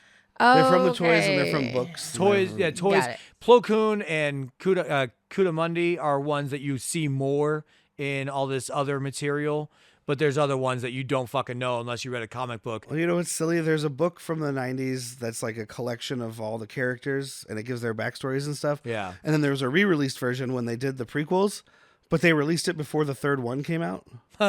So it goes up until after Clone Wars. It's like, Why? so if you look at some of the entries in there, it's like, General Grievous, and he's still out there. And I'm like, Still no, on sure the- isn't out there. No, I don't think so. Not him, not Christopher Lee, Yeah. who I'm gonna draw a blank on his name, but Darth Tyrannus, aka Count Dooku. Dooku. There we go. I was like, the fuck's that? Darth Tyrannus. Darth Tyrannus is his Sith name because you have to have one. I remember Count Dooku because it's a funny name. Yeah. He's Um, rich.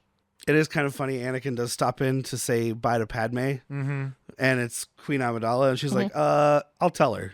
I'm sure she wants you to have good luck. I'll wish you good luck like it's coming from her. When I say good luck, it's from her, not me. So the reason that she calls for no confidence, because the Senate, as much as real politics works, she's like, hey, they're invading our planet, and they're like, nah. And then she's like, no, they're there right now. Go look. You need to send someone to verify. Can we get a council to go and verify, or a commission to go verify that we're invading? And I'm like, good God. Yeah. Don't you guys have fucking picture phones? Did you not bring a picture with you? You don't have a recording of this shit? Yeah, like, it's just all the politics stuff. And that's when she says, no confidence. And we see E.T. Valorum looks really, really, really sad. Like, this is the most acting he does. She's like, a vote of no confidence. And he just looks like she just told him his mom died. Yep. They got him to act that way because they said, hey, we want you back for number 2. And he was just like, oh, God. He doesn't enjoy this movie, and you can watch it. It works here. Yeah. That's the best performance in this movie. Yeah. Yeah, his unhappiness shows very well. They end up testing Anakin because the Jedi Council, Qui-Gon did tell them, like, hey, I've got the chosen one here. Yoda's like, yeah, he might be, but there's a little danger with training him. I can feel it. We can all feel it. Yeah, well, they give him And- like the Ghostbuster tests with Uh-huh. like the cards, where he's like, when Cup. What do Peter you see? Venkman is pulling up the thing, and he's trying to Yeah. bang that girl, so he's telling her she got them all right. And he's shocking the other dude.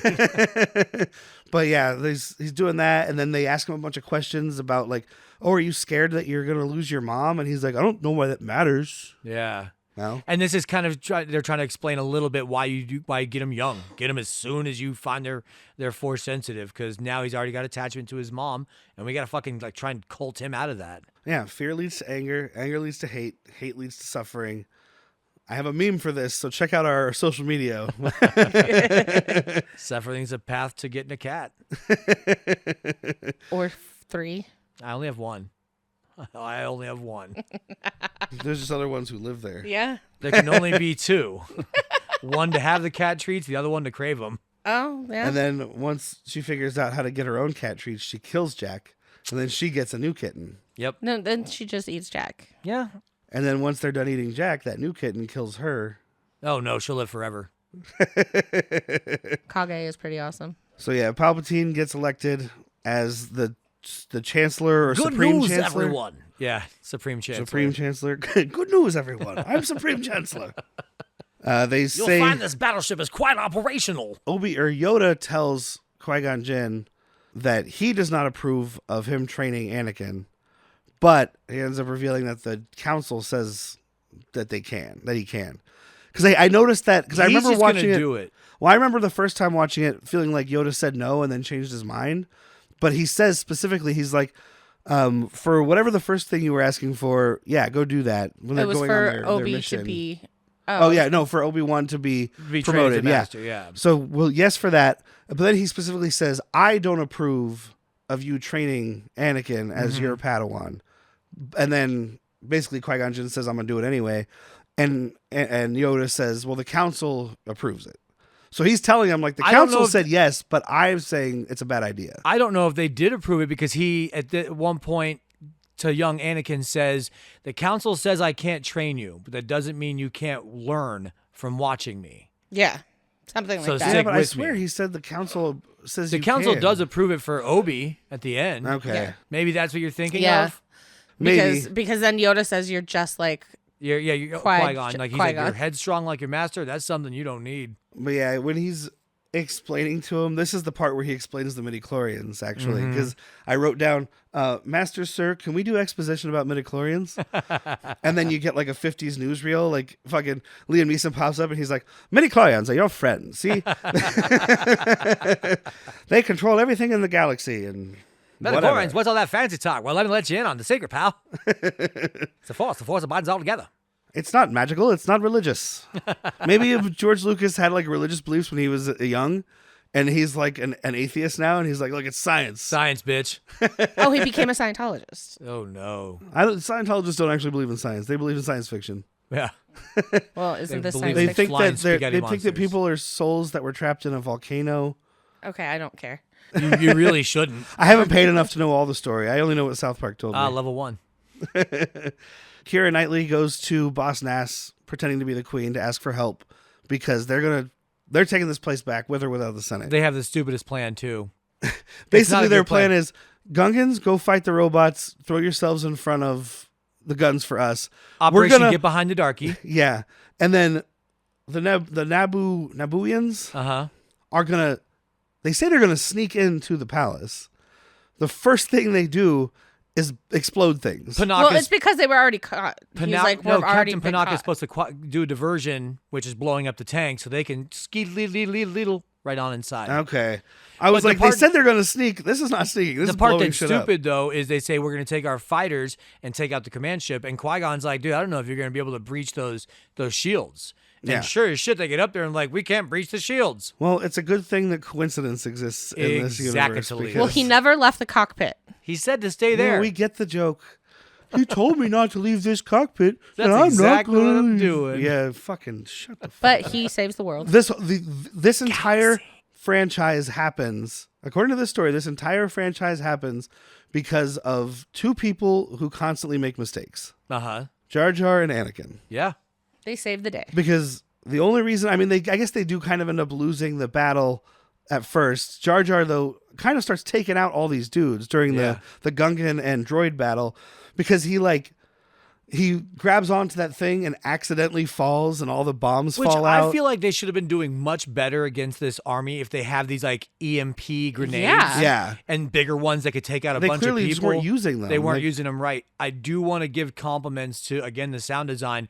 When they put up that big shield and they start firing munitions at it, dope sound. I mean, Yeah. it sounds so fucking cool. I mean, it's the most realistic part of the scene. Yeah. It sounds like what you think it would sound like.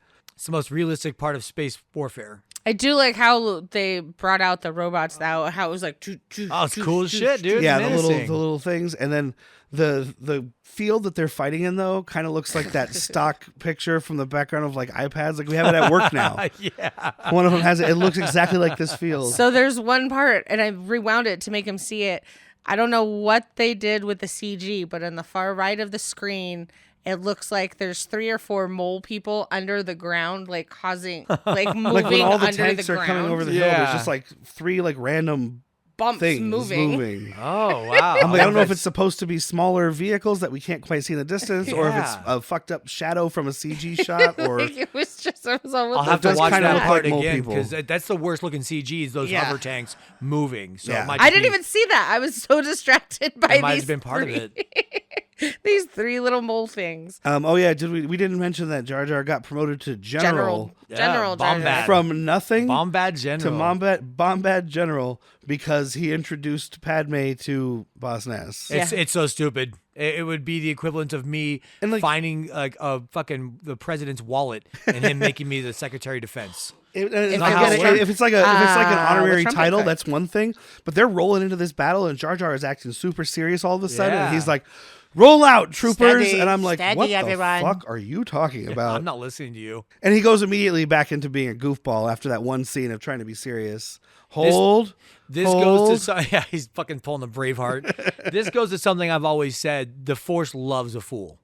Like the Force is a living thing watching us and enjoying our shenanigans and whatnot. It protects fools like Jar Jar So- and to a degree Han Solo. Is this where we go into the fan theory discussion of He's a Sith Lord. he's a Sith Lord the whole no, time? I won't entertain it. Um, George Lucas wrote a fucking comedy relief fart Yeah, joke. and I know I don't believe it either, and I think it's stupid. However, the last time I did watch episode 2 again, which was right before Force Awakens came out, I remember one of the things I had read was like, because there's all the stuff he does in here where he's like, whoops, accidentally. It's kind of the drunk karate that we talk about in Oh. in our Sidekicks. other podcast and in like sidekicks and stuff, right? Yeah, bad movies, worse people. Badmoviesworstpeople.com. It's like that, but like, whoops, the Force is helping him do these things to like move these things to the right Maybe. place. But the thing I noticed in the second one where I was like, huh, but I still don't believe it, is at the beginning when he's now a senator or whatever, because they Yeah. basically take him out of the next 2 movies. He's just set dressing. He's there. still there, and he has some lines, but he's not in it. Like this is way too much. Yeah. He shows up at the elevator and knows it's Obi-Wan before anybody could have known that. Like he shows up and he's like, oh, Obi-Wan's here. And then the elevator opens and Obi-Wan's there. I mean, I'm not gonna sit here and tell you that George Lucas didn't toy with it I think it's stupid. Yeah. And I hope it's not true. because George doesn't know what he's doing all the time. So maybe Yeah. he did like, well, I could have him be a Sith Lord, and then just was like, no, I have too much shit. But there's going only on. 2 Sith. No, because at this point there's still he's got to already have Dooku. Exactly. That's what I was thinking when they say later in this movie, or maybe they already said it. No, There's never more, always never 2 less. Sith. No No more, more, no more, no less. Yeah. I'm like, clearly Dooku has to already be. That is the Jedi's understanding of a Sith rule, which it has been in place for a long time. What Palpatine's doing is Maul thinks he's the only one. Dooku thinks he's the only one. Okay. And when he has Asajj Ventress, she's not really, she's more of an assassin, less of a Sith. But Palpatine is destroying the rule of 2. That's your perception of me, not mine. Okay. You know, because who's saying it? The That Jedi. makes sense, yeah. Because they've only he's ever blowing up the whole experienced the, thing. rule He's- of 2 okay. since the great fucking Sith Wars. But they've been supposedly extinct for so long that he's basically coming along and being like, I'll do this. the Sith were a species at one point, Okay. and then they became extinct, and their bloodline moved into people. Like it's like they got bred in, and then Sith became just a religious name. It's Okay. convoluted, but yeah, they think they wiped out all the Sith, but no. The Sith lay low. So the plan of the Nabooians, this sounds wrong. Yeah, I think it probably is. Just the Nabooie? Nabonese. Nabonese? The Naboites. Nubian. The plan of the Nubians. And That's what it is, because he's like, Nubian. Oh, okay. And the Jedi is to kidnap the Viceroy, because if they get rid of him, then the whole army will stop, which sounds stupid, like most movies where it's like if we take out the lead, the whole army quits. But in this, it actually would work. He's such a you can coward. you shut down the fucking droid army, and there is no army. Yeah. Correct. So if you kidnap the Viceroy and get them to shut down the control thing, which they're also trying to take out, Oh, So no, the they Viceroy pulled were the plug. those the two guys, right? Yeah, Viceroy's the top. he's the head one Nemonian. with the red, Okay. Yeah. the slightly most racist sounding. Okay. one. Yeah. Yeah. Other than that one assistant one that has he the can't mask do on. that. The one assistant one that has the mask on, that's the Uh-huh. most racist sounding one. At least the mask, I don't have to watch their fucking mouths. Oh, I see them coming here, sir. Like, Yeah. whoa, okay. It's not. I needed. know, It's I not know. needed. Yeah. The Gungans are fighting the droids, which you could leave that. I don't care about that. Not at all. Basically, they lose. The Naboo and the Jedi are breaking in. They do steal a scene straight from episode 4, which is cool. When they're in a hallway shootout, there's droids at one end and the Naboo and the Jedi at the other end. Mm-hmm. And the captain, whose name you've said. Panaka. Captain Panaka shoots out the window, and they jump across and go out the window. And it's exactly like when they're escaping the detention level in episode 4. When Han shoots out the thing and then they have to run across, except for they don't land in a snake pit. Yeah, there's no trash compactor. No, they Batman up to the next level, which Yeah, is a they really do. silly shot. I don't know what the point of having all of them do it at the same There's a time. name for that monster. Dianoga, I want to say, is the little thing in the trash compactor. The eyeball monster. Yeah, That thing terrified me as a child. absolutely. Are we at Darth Maul yet? We are getting about there, actually. We are at the Wilhelm Scream. Oh. So they go up, they go in, and they're going to invade the hangar so they can get these pilots into their ships to try to take out the control ship. And when they're running in and people are getting shot, one of the guys gets shot and he like backflips too. And it's a blah Wilhelm Scream. It's what I've been waiting for. It's at an hour, 47 minutes, and 43 seconds. Yes, and now they're about to go in, and all of a sudden that door opens, and we're getting the beginning of the Duel of Fates. Yes, it starts just a little bit. You get the tit, but then like other stuff comes in, and you're like, no, I heard it. So then we get this fucking great little face-off because the insurrection team goes off, and we got Qui-Gon like, we'll handle this. He's disrobing. He's taking off his thick robe. Obi-Wan's doing it. He's Darth just Maul's disrobing. He's dropping getting his. naked. Like, yeah. I'm like, yeah, let's get Like, you naked. want to wrestle? Let's fucking wrestle. But yeah, they all get down to business, and now double-bladed boner, because Yes. this is the first time we saw it. He puts his hilt out straight. The first one that is there comes out, and the second one comes out, and oh boy, Yeah, oh boy. yeah. I remember seeing it. Did they show that in the trailers? I don't think so. I thought Okay. they saved it. I think they did too. I don't know. I mean, it's one of those things that's just ingrained. So it's like I'm trying to remember if it was, but I feel like it was a reveal. I feel like it was Yeah. as well. And this is just a fucking dope. It's gonna be hard for us to we're not gonna go beat by beat. Oh, obviously not. Obviously not, but This laser door thing, which I know she's going to ask about, Yeah. is shorter than I remember. I remember it being very long. Like I remember them like going through and then having to stop, and then going through and then having to stop, and then going through and no, having to it stop. exists It's just only to twice. separate them. Yeah. Yeah. So what are those doors? Why are they there? Just to be cool. I mean, I'm sure there is a book now that exists because that's what Star Wars fans do. They're just ray shields. They probably open to vent and they close to keep heat in for whatever.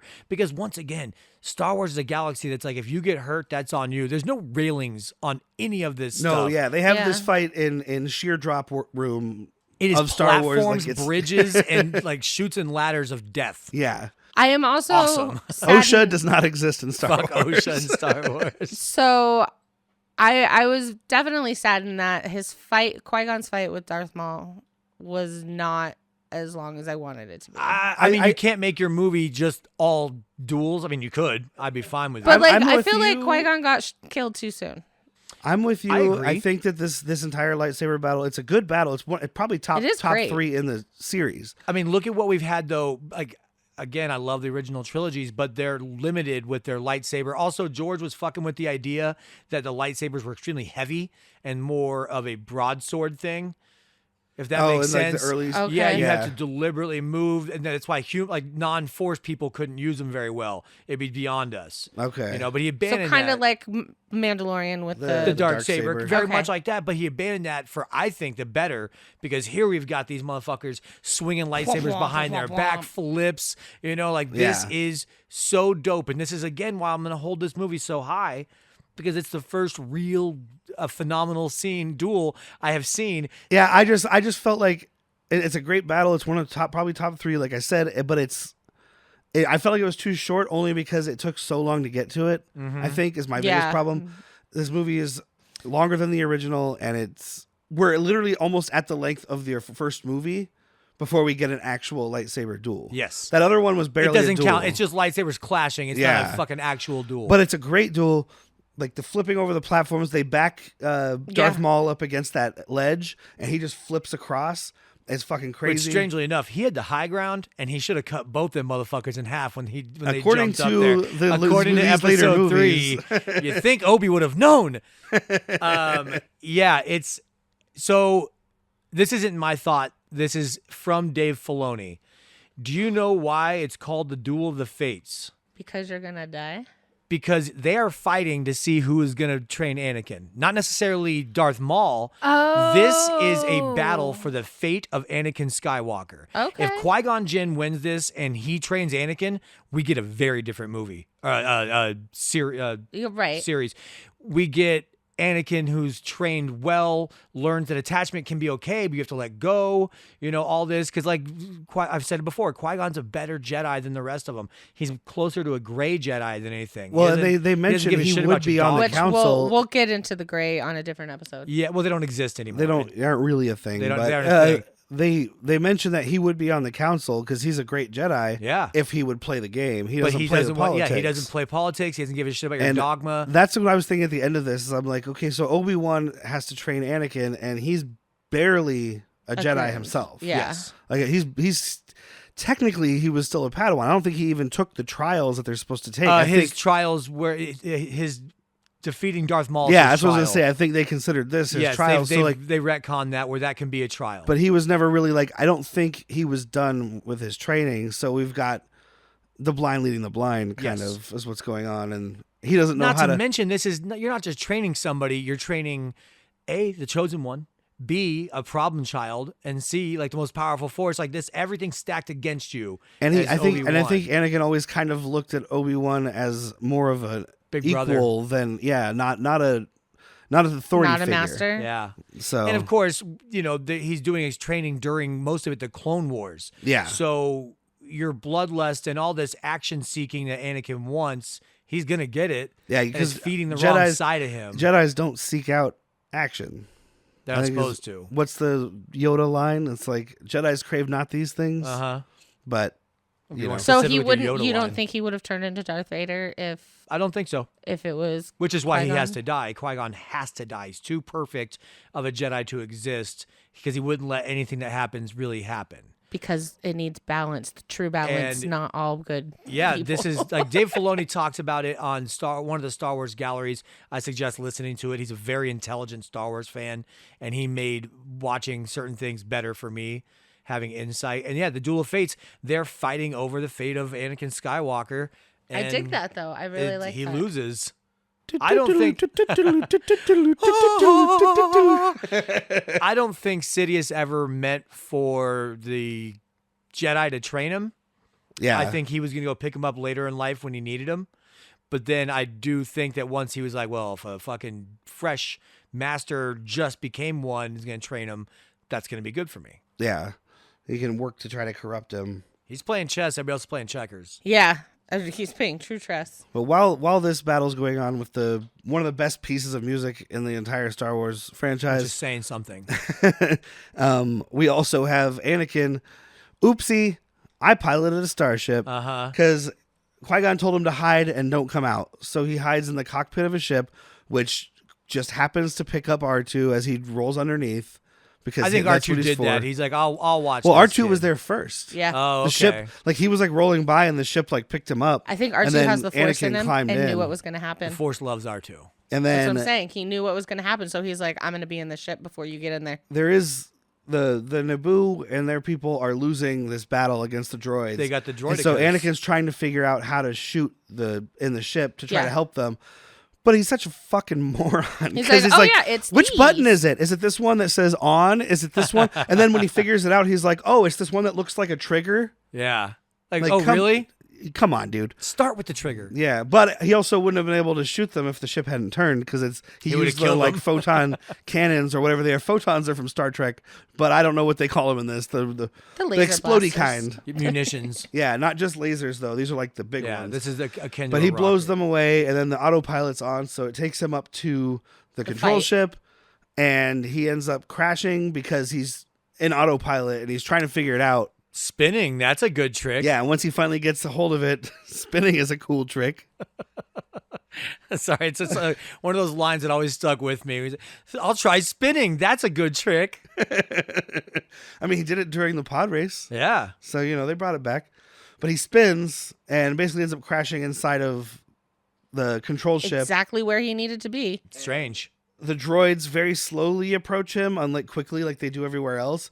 Just enough time for him to figure out how to turn the shields back on, turn the ship, coincidentally shoot the reactor. Uh-huh. Like, this is where I'm just like, all of this is just coincidence. And then the Yeah, guys it's up one thing for, like, for top are Force. And I fighting. guess it's supposed to be the Force is helping him, right? Yes. So, That's one thing, but this is just like you poked and prodded until something yeah. happened. Which at the same time, over at the other side is It's how I Jar play Jar. video games. That's how I make love. At the same time as the other side of what's going on is Jar Jar with a half of a droid stuck to his foot, kicking it and shooting people, and you're like, there's a lot of coincidence. we guys. need one less fool Yeah. for sure.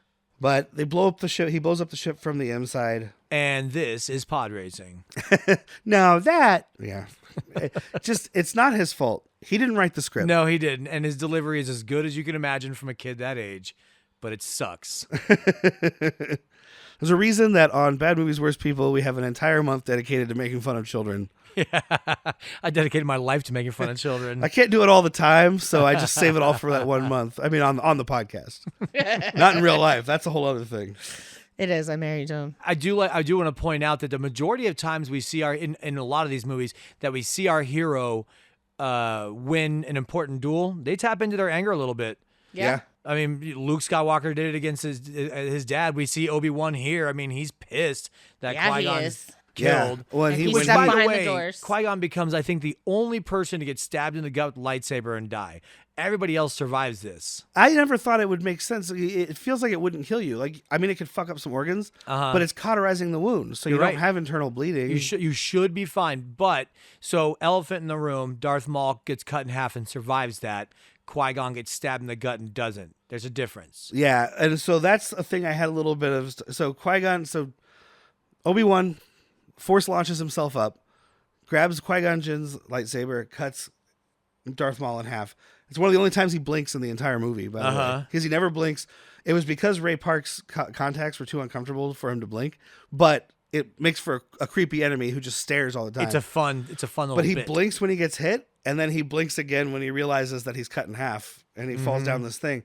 But apparently the original plan was for Darth Maul to fall down the chute in one piece instead of being bisected, right? Yeah. George Lucas said shortly after the movie's release, I looked at it and thought, it's not going to work because if people like him, they're going to want him to come back. They're going to assume that somehow he got out of it. So I cut him in half. He's gone. He's history. He's never coming back.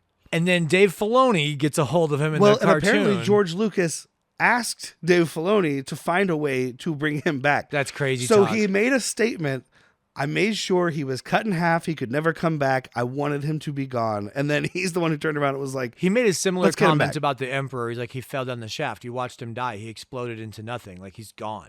yeah. So, which is why this other But one's a isn't that clone. like kind of what happened to Vader in Episode 3? Or Anakin in Episode 3? He was cut in half. He was No, cut he's just melted down. his into- legs and an arm, and then he was breathing hot fire. Dylon, Dylon. We'll get there. Dylon. We'll get there soon. Darthlon, my favorite Sith All right, Lord. I'm jumping ahead a couple episodes. But so the reason that Qui-Gon dies and spoiler, Darth Maul lives, Qui-Gon's ready to go. he is. He's one with the Force. Darth is now holding on to, because this is how he survives. He holds on to hatred and like fucking his Force. He psychically grafts metal spider legs. Yeah. So we don't find out as viewers of the movies and TV shows that Darth Maul is alive until Solo. Yes. So 2018. And confused the fuck out of everybody that hadn't seen I was Clone one Wars. of probably 400 people who texted Jack and was like, so Darth Maul. You're like, wait, but what year Because did I this don't take place? Yeah, I didn't watch the cartoons or anything. Like I've tried to watch Clone Wars. I couldn't get through the first season. That's just the worst one. Yeah, that's what everybody says. Every show I'm not trying to sell it to you. Well, there's so many shows where it's like, just get through the first season. I'm like, well, you know what? We just started watching Buffy, and I've heard just get through the first season. The first season's 12 episodes. Yeah. Thank I can God. get through that. Yeah. I just get through the first season of a 28-episode cartoon. Good God. But you're gonna have to now. Nope, we're not doing the cartoons. This is all live action. That's what I'm here for. I've done them. He's here to be the Okay. cartoon man. Okay, good. Cartoon Man. I didn't know that Darth Maul was alive. So I was sitting here going, wait, this is Han Solo, and obviously it's before, but I thought it was after. Wait, Yeah, it makes no sense if you haven't watched the cartoons, which why would you as an adult? yeah. Because you're me. Thank you. That's my thing. I don't watch cartoons. And if like Derek just like if you don't like the animation, it's tough to fucking get behind. Yeah, and the animation is rough. And I've heard that like the last 2 or 3 seasons especially are fucking phenomenally written. Like some of the best writing in Star Wars. It really, But really it's like is. 8 seasons, so that's a lot to get to. Yeah, Like just put it on. So, do you think Darth Maul is dead? Darth Maul is dead according to George Lucas. yes, Darth Maul is dead. at this Qui-Gon is point. dead. Obi now is gonna rate because he finds Anakin. The is it Yoda and Mace Mace Windu are talking about, well, there's always a master and a and apprentice. Uh-huh. And they're like, well, which one was killed? Camera pans to Palpatine because we haven't been told that this is who he is. Like some people know. I feel like there are a lot of people watching this who didn't know yet. The name Palpatine's not uttered until this movie. It doesn't. Right. It didn't 'Cause exist in 4, In the 5, original, and he was 6. just the emperor. Just the Emperor. That's it. Why did I know that he was the bad guy? You know us. I mean, Well- there's just like no way not to. I guess It's the same actor. maybe that's it too. He has the face. Because I pulled up That's just his face. I Like the pulled up first his time I Wikipedia saw him, I was page. like, "That's the bad guy, right?" Yeah. Well, you've seen it before. It's just been a while. Yeah. But I don't pulled know. up his Wikipedia page, and there's a picture of him at some convention, and he's got like different hair. He's got glasses. He's got all this stuff, but he has the emperor mouth. Yeah. Like I saw it, and I was like, "That's the mouth. Do it. Do it." Yeah. It's I don't know. It's They never said Palpatine. I'm almost positive it's just the Emperor. I believe you. And these movies are 24 years old now, or something Uh-huh. like that. So could it just be that it's been Palpatine for that long? I just feel like I remember when that came out, being like, "Oh yeah, Palpatine." I mean, they probably say it in the toys. They probably say it on the visual dictionary. I'm due for a rewatch of the original trilogy. It's been at least a year. Well, we're gonna watch it soon. Yeah. So So we got a little longer because we've got live action TV We're doing it in shows order. between there. So we're like a Oh. year away, maybe. yeah, so we've got in the release order. I mean, this movie's over, right? Yes. There's a They CG burned party. Qui-Gon. Oh, and at the very, did you know did somebody go to Spencer's Gift to give this ball? It's like one of those electricity Yeah, balls that you this put your fingers on. static ball. Like that's the best that we can do. But yeah, it's pretty much it. They give a glowy ball to the CG man. He that was hot. and that's pretty much that. Cut to what always makes you always watch these movies and you're like, man, this sucks, and then it goes fucking iris down, dun, dun, dun, dun, dun, dun, dun, dun, dun, and Yeah. I'm like, all right, well, it's I'm not back. that bad. And like you had said with the last line being, we'll watch your career with great anticipation. Oh, yeah. yeah. Yep. So, questions? Oh, I asked all of them. Okay, good. I mean, I figured there would be some questions, and I knew there'd be Darth Maul questions. 'cause- Definitely. I wasn't as annoyed with watching this as I thought I would be. Like I said, I think the second run through I picked up on the politics of it better. I asked all my questions that I had. Okay, good. So we'll do a rating system. 5 Yeah. lightsabers, I think, is going to be like original trilogy episode 5. 1 lightsaber is Rise of Skywalker episode 9. Do we have to give it a full lightsaber? No, you can give a half. Are we doing half sabers or quarter sabers? You can. Well, Ahsoka's got that little short one. So did the Darth Lord Freedom Nod. So you can have a half saber. Okay, we'll do half sabers. Yoda's is pretty short. On a half saber scale, what would you give this one, wife? I'd give it like 2.5. 2.5 lightsabers? Yeah. I am also giving it 2.5 lightsabers. My original ranking was 3.5 lightsabers. Or no, it was 3. When I watched it yesterday by myself, I gave it 3. When I watched it again with her last night, I was like 2.5. Yeah.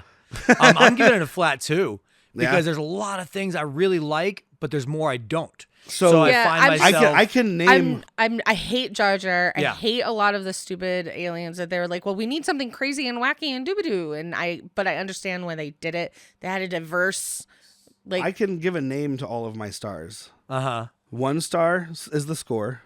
oh, 1 100%. star is the lightsaber duel, and half a star is the pod race. Yeah. That's where my 2.5 stars. Or See, sorry, no, I not really- stars, lightsabers. Lightsabers. It makes sense. That makes sense. I love the pod race. I thought that was very entertaining. I thought they did it very well. Again, it helped that there was really no dialogue during it. I mean, there was like the 2-headed guy saying things, but it wasn't like a conversation. By the way, he says in that I have to point this out. I don't care what universe you're from. That's gotta hurt. There's Yeah. only one universe. There's only one galaxy as far as these people are concerned at this point. At this point, yes. I was like, hold on. Actually. Ahsoka's not for like another 2.5 years, man. in podcast time. But yeah, and I mean, we talked about it before, and I'll kind of end my complaining about it because 2 lightsabers is not a lot. Yeah. As much as I enjoyed it. I went between 2 and 2.5 on my re-rating, and then I stuck But with 2.5. it's not paced well. It's not dialogue. No. Like the dialogue's not written well, but it's a Star Wars movie, so I'm always going to watch it. Yeah. Yeah. To let people know what we're going to do here, we are doing it in chronological order. We probably should have said this up top, but we were excited to talk about Star Wars. Yeah. We're going to go through in chronological order of the universe. So we'll be doing episode 1, 2, and 3, Solo, and then I believe it goes into Obi-Wan. And then when we do the live action, be doing the live action shows. And Andor's in there. But not the cartoons. yes, Live action we're not doing shows any only. cartoons. So we're doing Mando, Endo, and Boba Fett? Boba's going to be in there. If anything comes out when we get to that point that fits into the timeline, I guess we jump into that. Yeah. Like if we're already past, like whenever Skeleton Crew comes out, Skeleton Crew is supposed to be 9 years after the Battle of Yavin, supposedly. I mean, they haven't made it. It's so. going to end up with Ahsoka. But like, so if we're like past that point, would we go back? I don't know. We'll figure that out, I guess. I think we have to wait till it's all the way done. We'll see. I mean, like James Mangold's writing that thing that's going to be the history of the Force. Yeah, I was gonna say, like, if we that's ever gonna be get thousands that- of years ahead of where we are now. Yeah. Yeah, because there's the whole history, the Dawn of the Jedi era, they're calling it. I So, do have one question. The story of Skywalker is over, right? Maybe. They say that, but then Rey Skywalker is a name now. Well, yeah, Rey decided to change her name to Skywalker at the end of Rise of Skywalker, and there's supposed to be a Rey movie involving Darth Plagueis somehow. Yeah, I don't know how they're going to do that. I mean, Sidious says he killed him, but he also said that he was trained in ways to elongate your life. I can't wait Yeah. to see Darth Plagueis. So we'll see what happens with Darth that. Plagueis the Alright. Wise. But the actual Skywalker line the is mask. dead and gone. yeah, Anybody who's related to a Skywalker has caught on fire. unless they want to write it in that there's a third. Yeah, Okay, so yeah, Driver's dead, right? Yes. Okay. Yeah, but he wasn't related. Well, I guess he was because he's Leia's. That's right.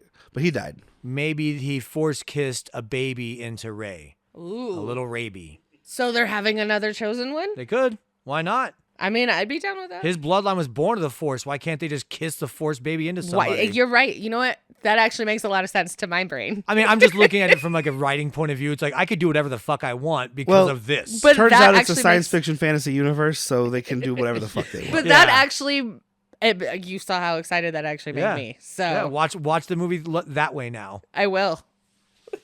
So, as of recording this episode, which by the way is the longest thing we've ever recorded, guys, I knew it would be. It's the first time someone let me talk about Star Wars. it's longer than Voyage of the Rock Aliens. I know. I don't have a website set up for this podcast at this point, but there will be links on badmoviesworstpeople.com. I will set up a separate website for this, which we are calling Han Took Shots First. Yep. Because normally we will probably be drinking and talking about Star Wars. We weren't drinking this time. We will be. There will be shots. You will be. Send us an email at hantookshotsfirst@gmail.com. Don't forget to check out our other show, Bad Movies Worst People, which we did mention, badmoviesworstpeople.com.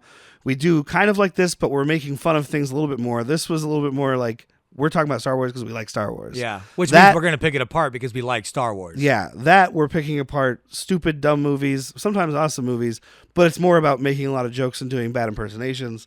So check that out.